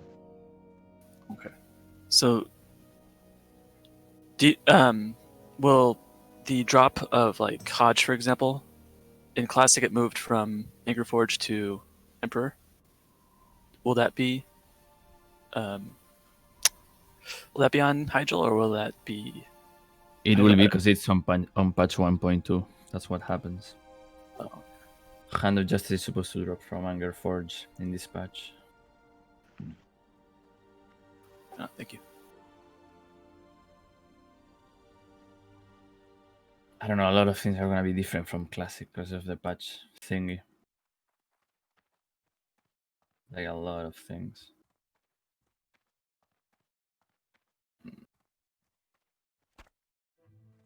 I can still see my character. So is everyone done where be able to ask further questions? I'm joking, carry on.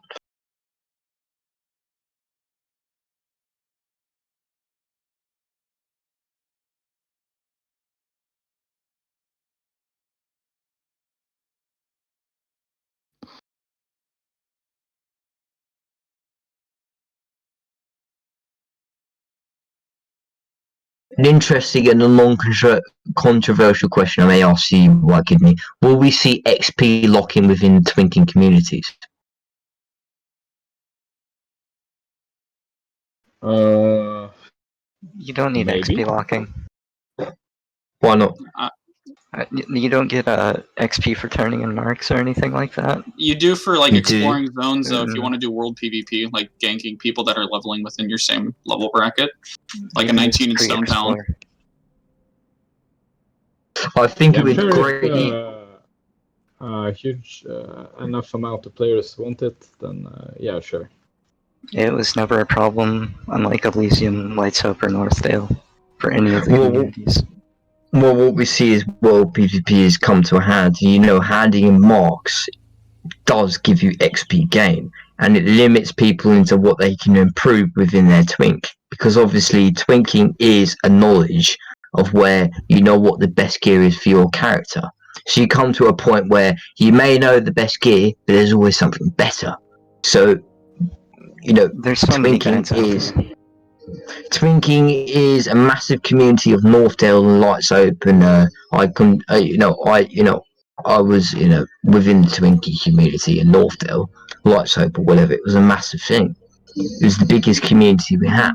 The Americans, the Europeans, they fought against each other. It was a massive thing. So twinking, it should not be oversight upon. and we should,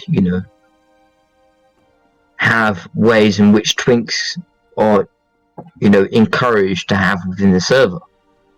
Yeah, there's going to be a decent twinking community. I'm going to be in 19s and 29s a lot, probably only, really.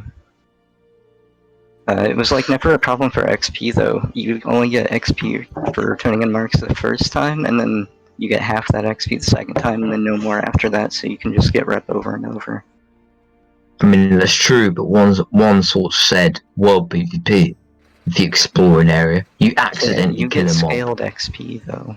Like the most you can get at 19 is like under 200 per explorer. We're not. It's not only under 300. It's not a problem at all. It's not only 19 though, is it? It's 29, it's 39. If you level your character beyond, then you're done. That's it. Well, don't mind me then.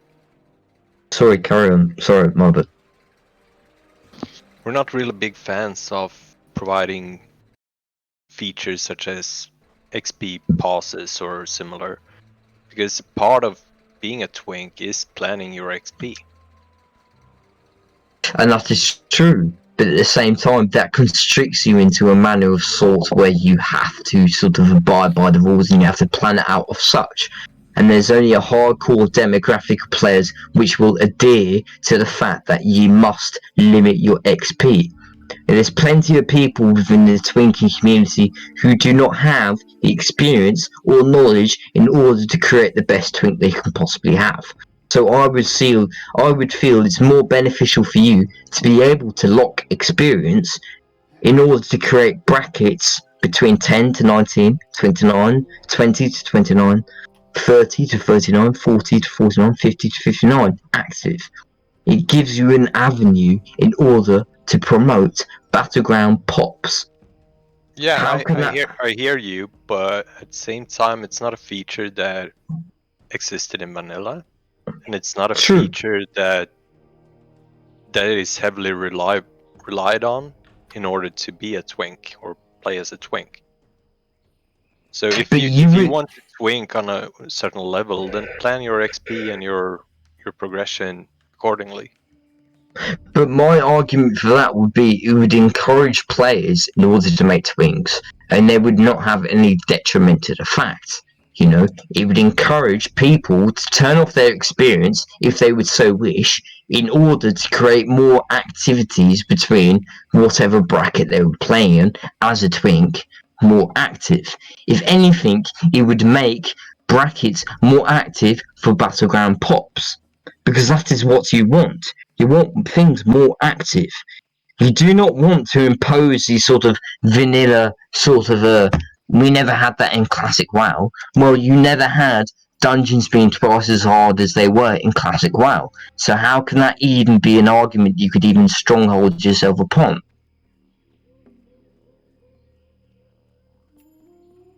Well, I see the issue of such is where Turt is trying to argue the fact that it was never a thing in Classic WoW, whereas you are playing a server, in-game raids, which are twice as hard as they will ever be in Classic WoW. So how is that even an argument for yourself to stand upon?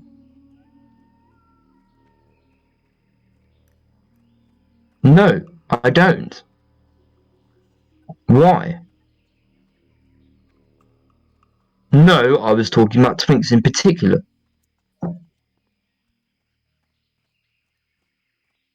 Well, I've worked in servers before, and I've worked within Warmain, and I've, contributed to population increase of a couple of hundred people.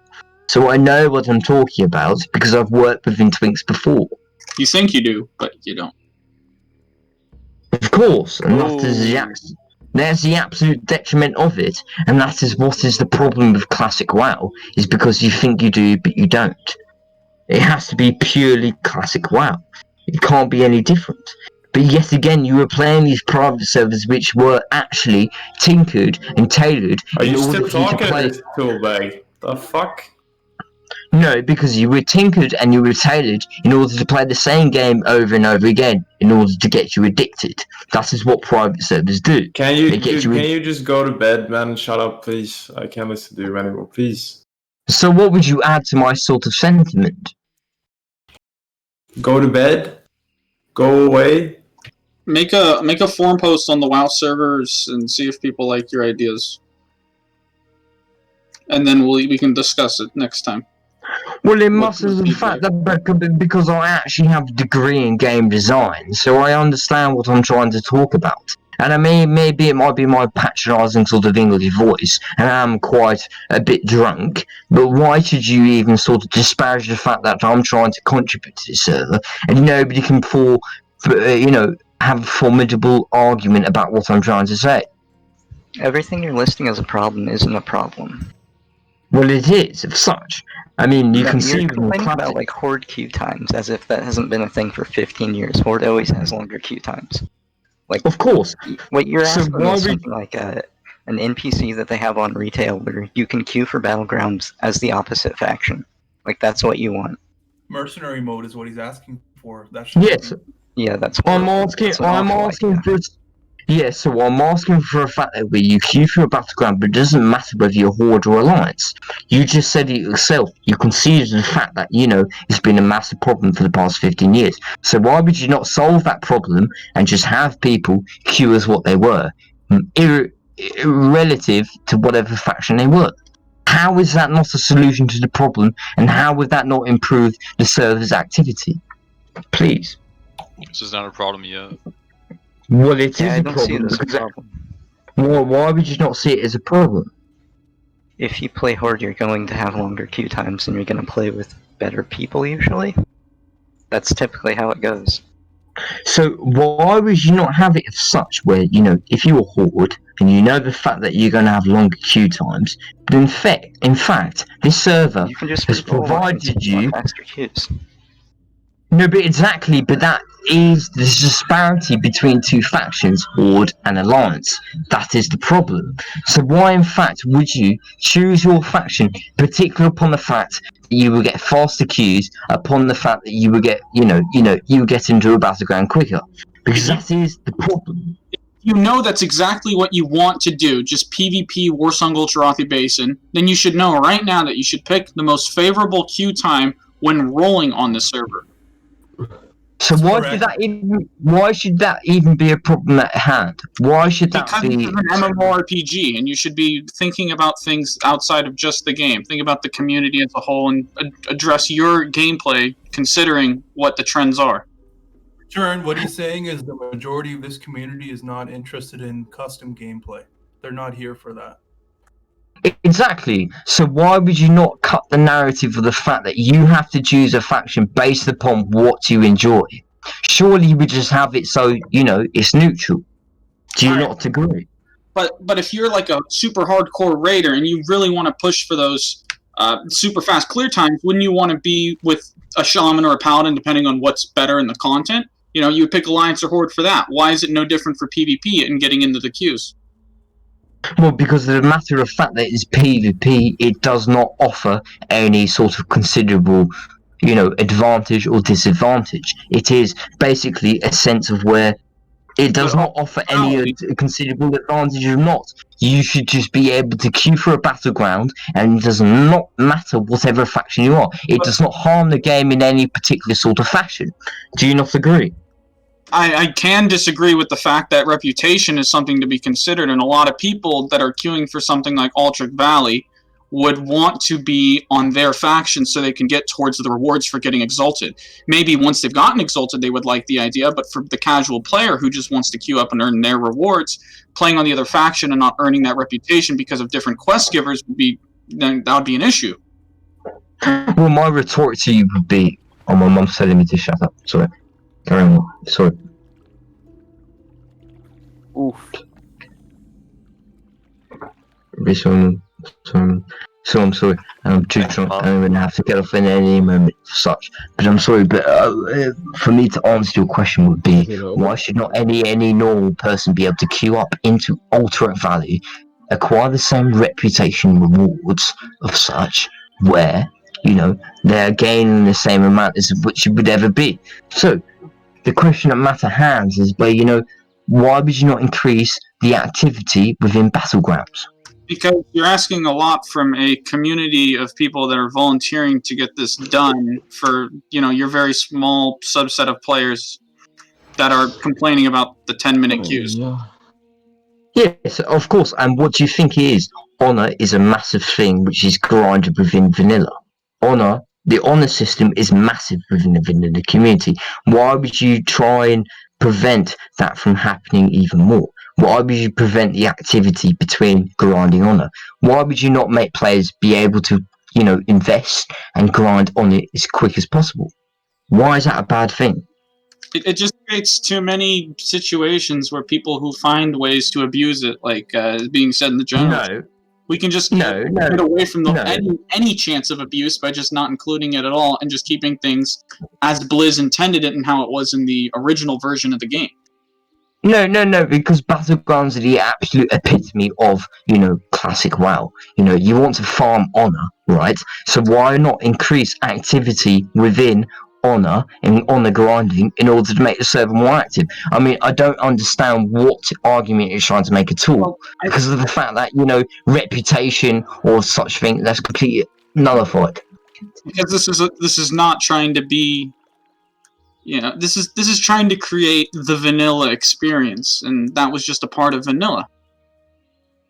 It's not something that needs to be changed like it's a game-breaking thing. It's, yes, it is convenience, but I mean, just play the faction that gets the fast queue. Just do that for yourself, man. You don't need to change the entire game, just because you roll one faction. But as you've seen within many classic servers, you can see a faction imbalance. And one server, if you're Alliance, say for example you go to Firemail is heavily Horde Alliance favoured. If you go to Gehenna's, it's heavily Horde favoured as well. So what does that mean in World PvP? Well, of such, you're going to get fucking rolled 2-1. So why would you not try and balance factions as much as possible? Because we've seen this within private servers of such, where Endless TBC has been infatuated with faction imbalance. So why would you not try and create a 50-50% balance between Horde and Alliance as much as possible, irrespective of Battlegrounds? Because there is no harm in you trying to create faction, neutral Battlegrounds. If I queue as an Alliance and I turn up as a Horde, whatever, there is no negative outcome of me doing that.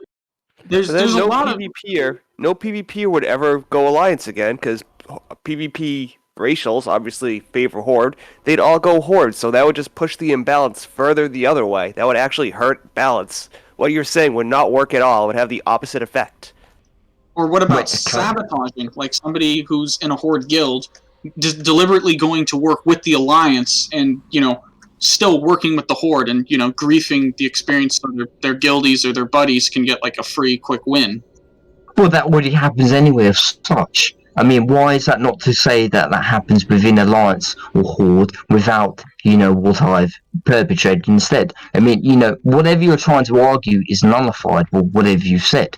What needs to happen is that Horde and Alliance needs to be neutral. If you queue up for your Battleground, you should not count whether if you're Horde or Alliance. It should not be irrespective of the faction that you choose. It should not be that thing, because it harms Battleground queues.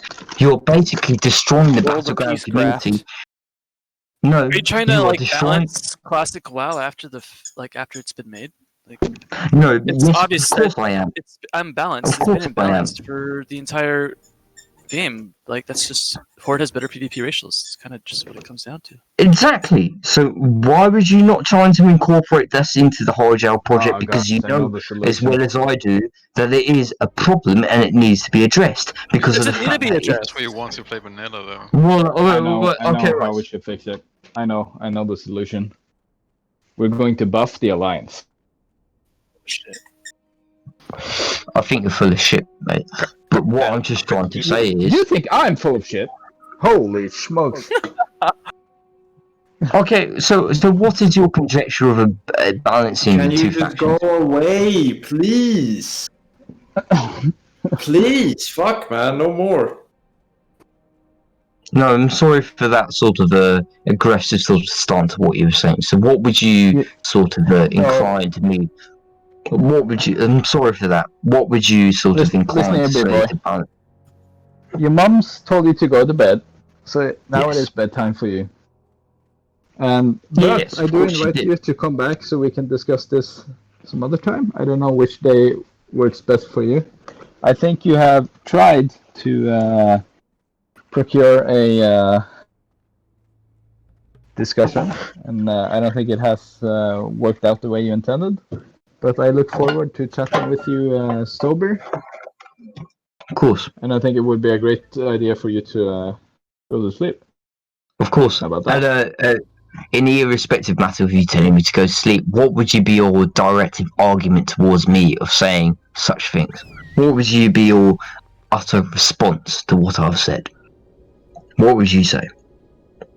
What would you be your response to what I've said? Everything? Well, have you listened? Because it seems as if you were just talking in the general chat and sort of slating me of such and trying to make jokes upon. No. You have not really sort of. You've listened. So My- what would your example be apart from telling me I should go to bed? Because I agree to you, I should go to bed. What would you say? The problem is you've said way too much. It's absolutely impossible for anyone to take part in this discussion when it's just too much. What do you mean? I totally see the points you're trying to make. I understand your concern and your frustrations with the topics that you brought up. The problem is just I don't think these issues are best discussed after pouring down 6, 7, 8 beers like this. Don't forget the cold bread. So I mean, this channel is for discussion, and I mean, I'm sorry to dominate this channel as such, but nobody has cut me off, and I've actually had people, go to me and try to argue the fact about this faction imbalance. I don't believe you can come to me and sort of say that I'm far much more drunker than these other people, therefore I have some greater precedence or sort of, intellectual confidence upon people in order to, argue my point further. I think it's quite disgusting that you sort of say that, and as your argument sort of thing. You've not given me a real reason of why you disagree with my opinion. You have not at all. You've just sort of, They've given you reasons like over and over again for like the past like hour and a half now, and you just can't. It doesn't like go into your head. Word salad, man. Just fucking go away, please. I beg you. I'll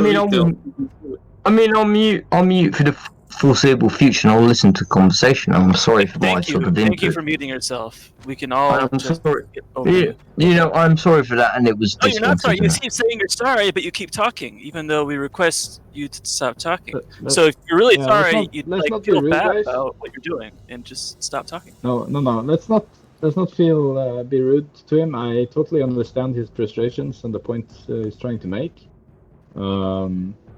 I just think the problem is too much at once. So professional like me. I mean, White Kidney, would we be able to, if I were to message you in the future when I was sober, would we be able to come to a sort of a conversation? Would that be able to come to fruition? I would stop talking at once. I would like to help the server. I have great belief in the server. Whatever. I'm not going to make a speech. Thank you for your time. Thank you. I will absolutely listen to any one of you, each and every one of you. Don't worry about that. And yes, even you. Don't worry about that. We will. We deeply value the feedback of our community. Sorry, I'm a bit drunk right now, but. So you're trying to tell me that I'm quite drunk, but you can't even speak yourself, and you cracked open a beer. Okay, quite interesting. Such. Sorry to interrupt. I can't help myself from speaking. I'm just gonna, stop it. I'm sorry. That's all. I got myself another beer because you were still talking, and this is not a beer. It's what I call Well, what? I mean, it's not my own fault for carrying on talking, and now you've baited me into talking even further. I mean, it's quite laughable of such. Just go to bed. What do you mean?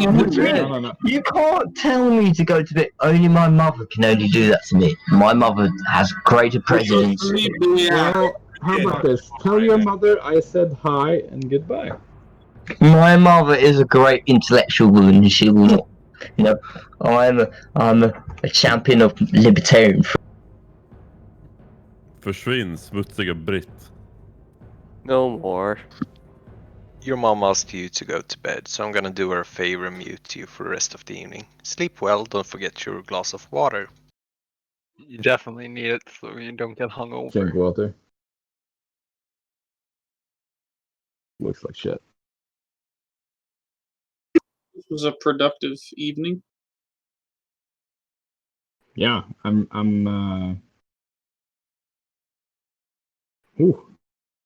Oh, that was a lot. Yeah, I think you were right with just too much at once.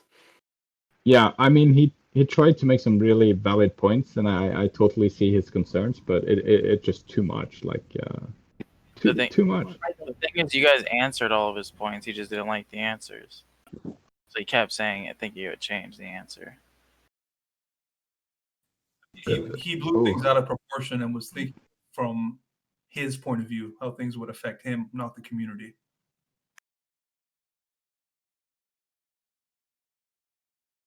Well, while we are still here, is there anyone else that has any questions? Yeah, I've got a question, dude. Why did you Go ahead. remove Shanna's milkers from the media channel? Yeah, that triggered me, man. Made me very sad. Why did I remove Shanna's what? You removed Shanna's milkers from the media channel, dude. That made me very sad.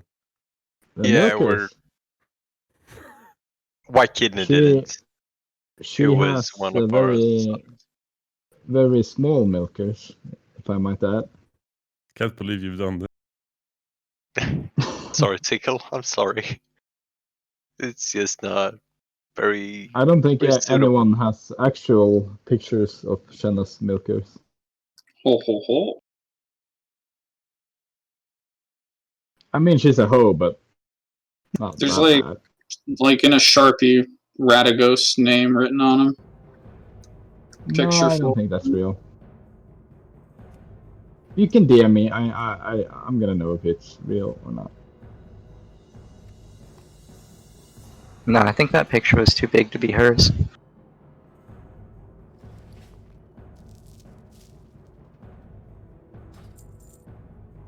Smaller. Hey, I got a question.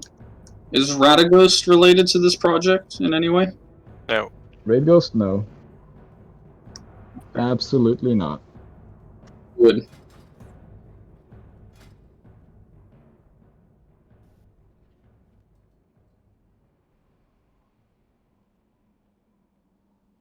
After the shit he pulled with Play TBC and all the other shady projects, then no. I'm actually amazed he made his way into Atlantis, was it? Or something like that? Yeah, they're TBC servers.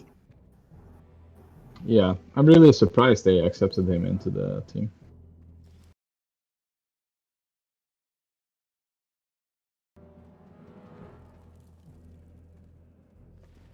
Is there any way on Discord to search for pictures in a channel? Yeah, just I'll message you. Because in the search thing, I can do like in sister, like in channel, and then search for something. Has image. Has image. That was it. Thank you. Thank you, both of you. You are welcome.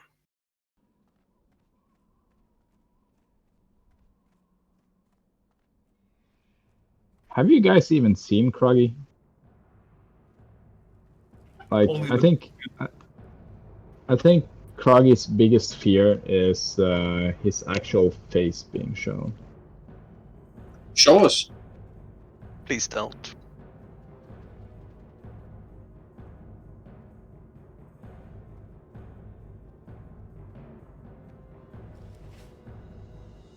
Could roleplay names be mandatory? Please.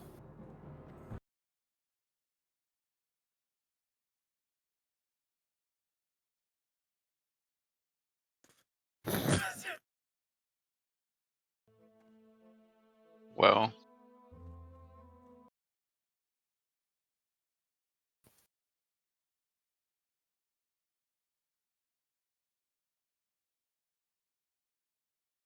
Oh yeah, was this asked? Will pre-mades be forced to be faced pre-mades?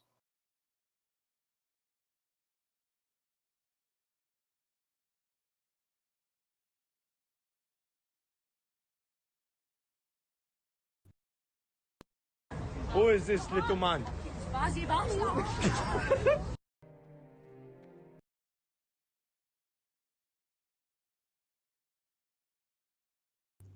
Was that a question that we're going to enforce pre-made versus pre-made? Yeah. I don't know. I don't know if it's in the core. White Kidney, can you cover that one? This thing's highlighted. He might be lagging again. Maybe. Classic kid, and I'll disconnect him. I would guess, I can't say for certain just yet, but I would guess we would treat it pretty much the same way we treated it back on Lights Up. Did I disconnect or did you kick me I out? disconnected you because you stayed green without saying anything. Oh, okay. Sorry. Did I post the picture about the Chinese skull servers?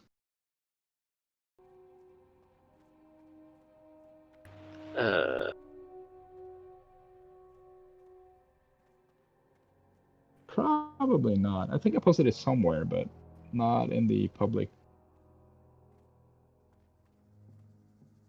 server. Can you all hear me? I can hear you. Yeah. Yeah. Yeah. Turch, did you see the picture? Doubt it. The guy, but... the guy farming with all the. Oh yeah, yeah, that dude. Yeah. Yeah. Did I saw post it publicly? I don't remember. You post so much shit. I'm gonna post it in media. It's there's no faces or any. Fuck, it's too big. Let me copy paste the location. If you guys check in media, you might be able to open that link. Yeah, it should embed like that. You guys see it?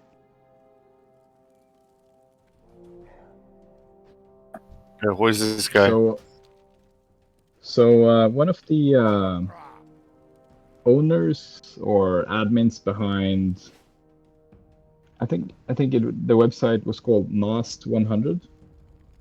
He tried multiple times to bribe me with quite a lot of cash, in fact, to make me like generate gold on Lights Hopes that he could sell.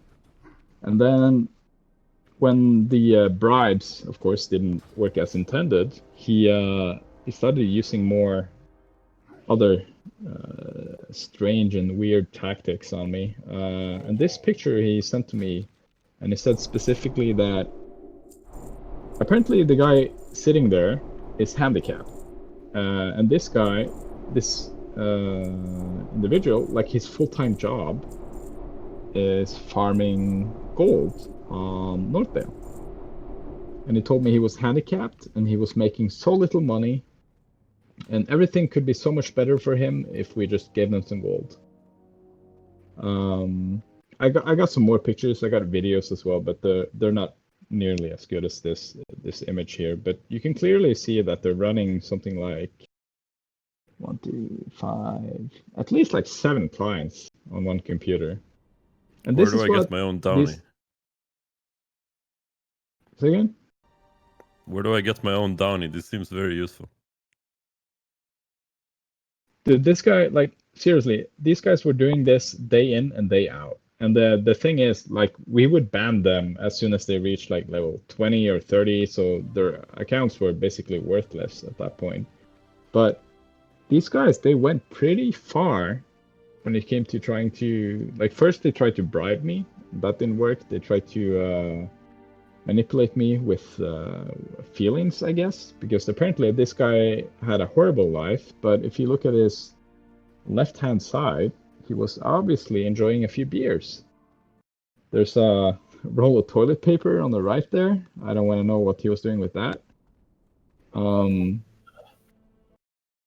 these guys, not the same guys as these, but there's been attempts at, hacking my emails, hacking my, Facebook, Twitter, work email, personal servers and all of that. Of course, none of them successful, but it really shows how far these guys are willing to go to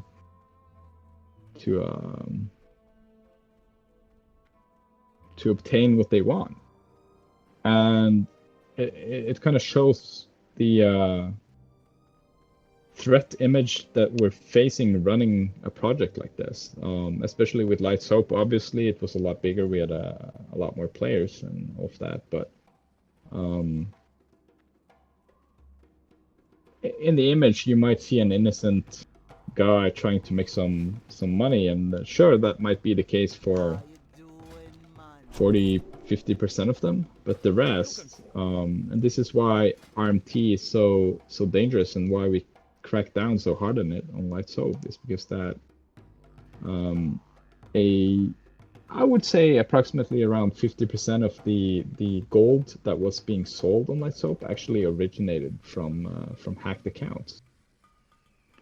Players that they got hacked. Most of them got hacked because they reused the same username and password from other private servers, like Warmain, which got hacked previously. We did have an effort at some point to encourage people playing on Elysium that hadn't changed their password after we split. We did send out some emails and we said, hey, you better update your password. A lot of them didn't, and a lot of them ended up hacked. I do have conclusive proof that Kragi and Shenna, or somebody connected to them, sold the account database that was left behind, that they recovered from backups, to hackers, which then would attempted to basically decrypt the passwords that was in the database, so that they could hack people playing on Light Soap.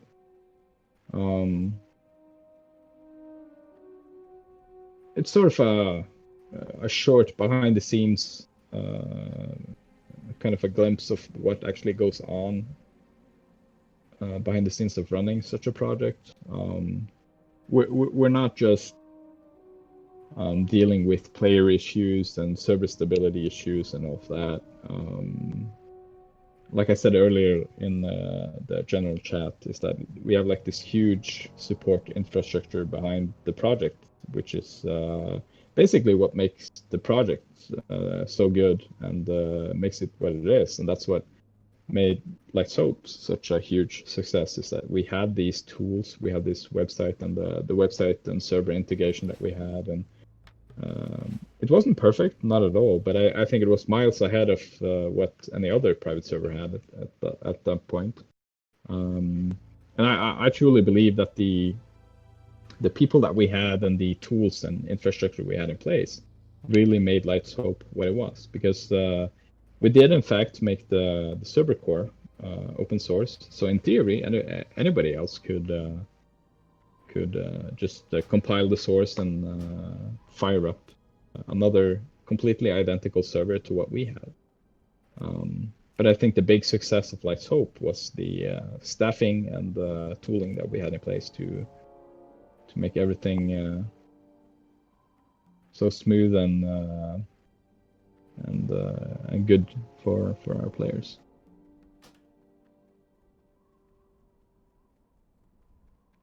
I'm hoping in the future to be able to spend more time on actually explaining to the casual player like what is actually going on behind the scenes, because I think a lot of you don't actually understand the scale of a project like this. Like in order to make it good, there's a long list of supporting tools that has to be in place, and You know, the GM team has to be structured just right. The CMs has to be on point. The system operators like me and the other few, we have to do our job. There's a ton of things that you guys don't even know about when you're just casually playing the game that actually matter a whole lot to the project. That could be something that, like, the player council or whatever it is could help, you know, communicate. Yeah, I think one thing is communicating it out. I think another thing is, I think just talking about it. Even for, like me, the only reason for why I'm doing this is, one, I have a huge passion and love for hosting and like servers and technical stuff. I will, like, the only reason for why I'm doing this is because I'm allowed to play with newer technologies and learning things as I go. You know, sitting on the amount of data that we do, the amount of logs, you know, trade logs, login logs, you know, level up logs. We're gathering an insane amount of logs and data that we can use for so many cool things, like loot logging, for example. I had a huge effort back in the day to catch fish bots purely using loot logging, and we managed to ban a whole lot of people just by analyzing loot logs, for example. We have other systems in place. I can't, of course, disclose too much details about how we catch people, as they're just going to change their behavior. But I think there's a ton of stuff that some of you might be interested in knowing more about. So I kind of want to elaborate more about the things that happen behind the scenes, but also I really want to find the balance between what is too much technical jargon and what you guys might actually appreciate, like looking into. Because just being in game. This has been asked, then my bad. Are you implementing some sort of like ping lock to ensure that like we don't get a bunch of Chinese people, or is it free game? Oh God.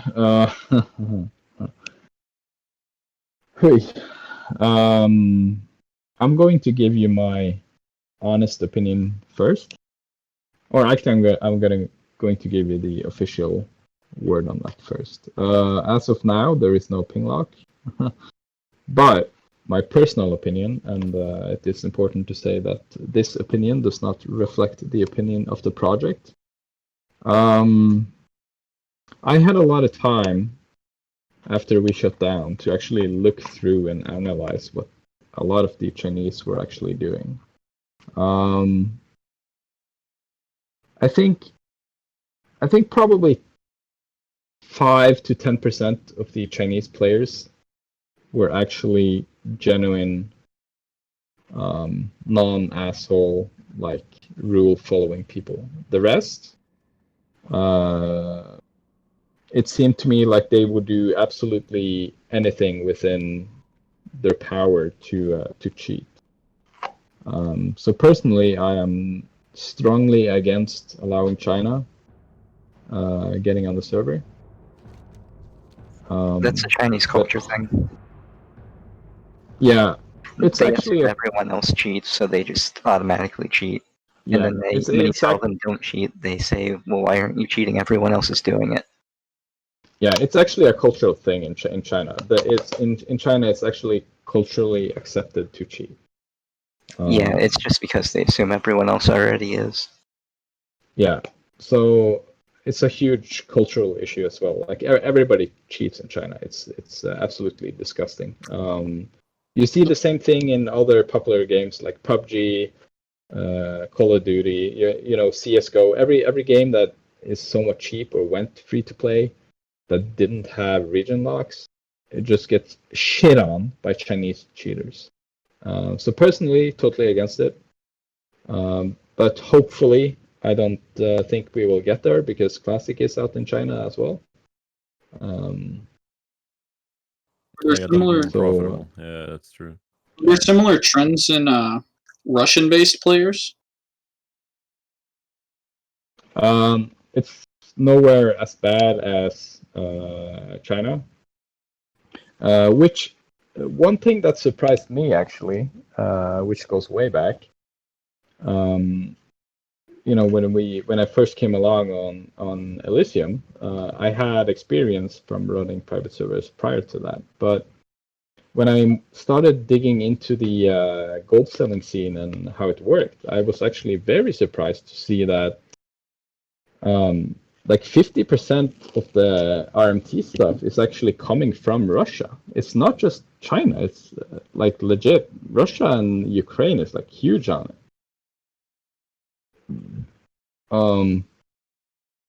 But the thing is, like, I don't feel like banning a whole country because, like China, I can understand. 90% of them are assholes. But like Russia, you have genuine players from there, and I don't feel like banning a whole country because some of them do something wrong at some point. Like finding a suitable approach to these types of issues is extremely challenging without just, you know, carpet bombing or getting innocent people caught in the potential net of, you know, banning and blah blah. But do you think, like, are other private servers doing all these advanced, like, anti-botting things as well, just like you are trying to do? Or they're not? Nope. No, Okay. I know that for a fact because I was contacted by many other private server teams while Lightsoap was still ongoing. They wanted insight into how we did it. I said actually I'm glad to show you our approach in not in full detail but in some detail at least. But no one took us up on that offer. I actually approached many other projects and told them, hey, I feel like Lightsoap is dealing with bots and the gold sellers in a fairly good way, and I would like to share this information with you so we can work together on this. I actually tried to make a kind of council of sorts. I wanted to make a group of server admins that worked on different projects so that we could talk together about these threats. Which not just RMT and gold, but I wanted to protect players from getting hacked and fished. Like, so I wanted to prevent people from losing their accounts basically, and getting their items sold and gold sent away. But there was like absolutely no interest from any other server that I contacted. Nobody had any interest in helping out, which was I thought was super strange. But I have also been a high-ranking GM in Kronos. By that. Yeah, but I have also been a high-ranking GM on Kronos, and I worked with the Twin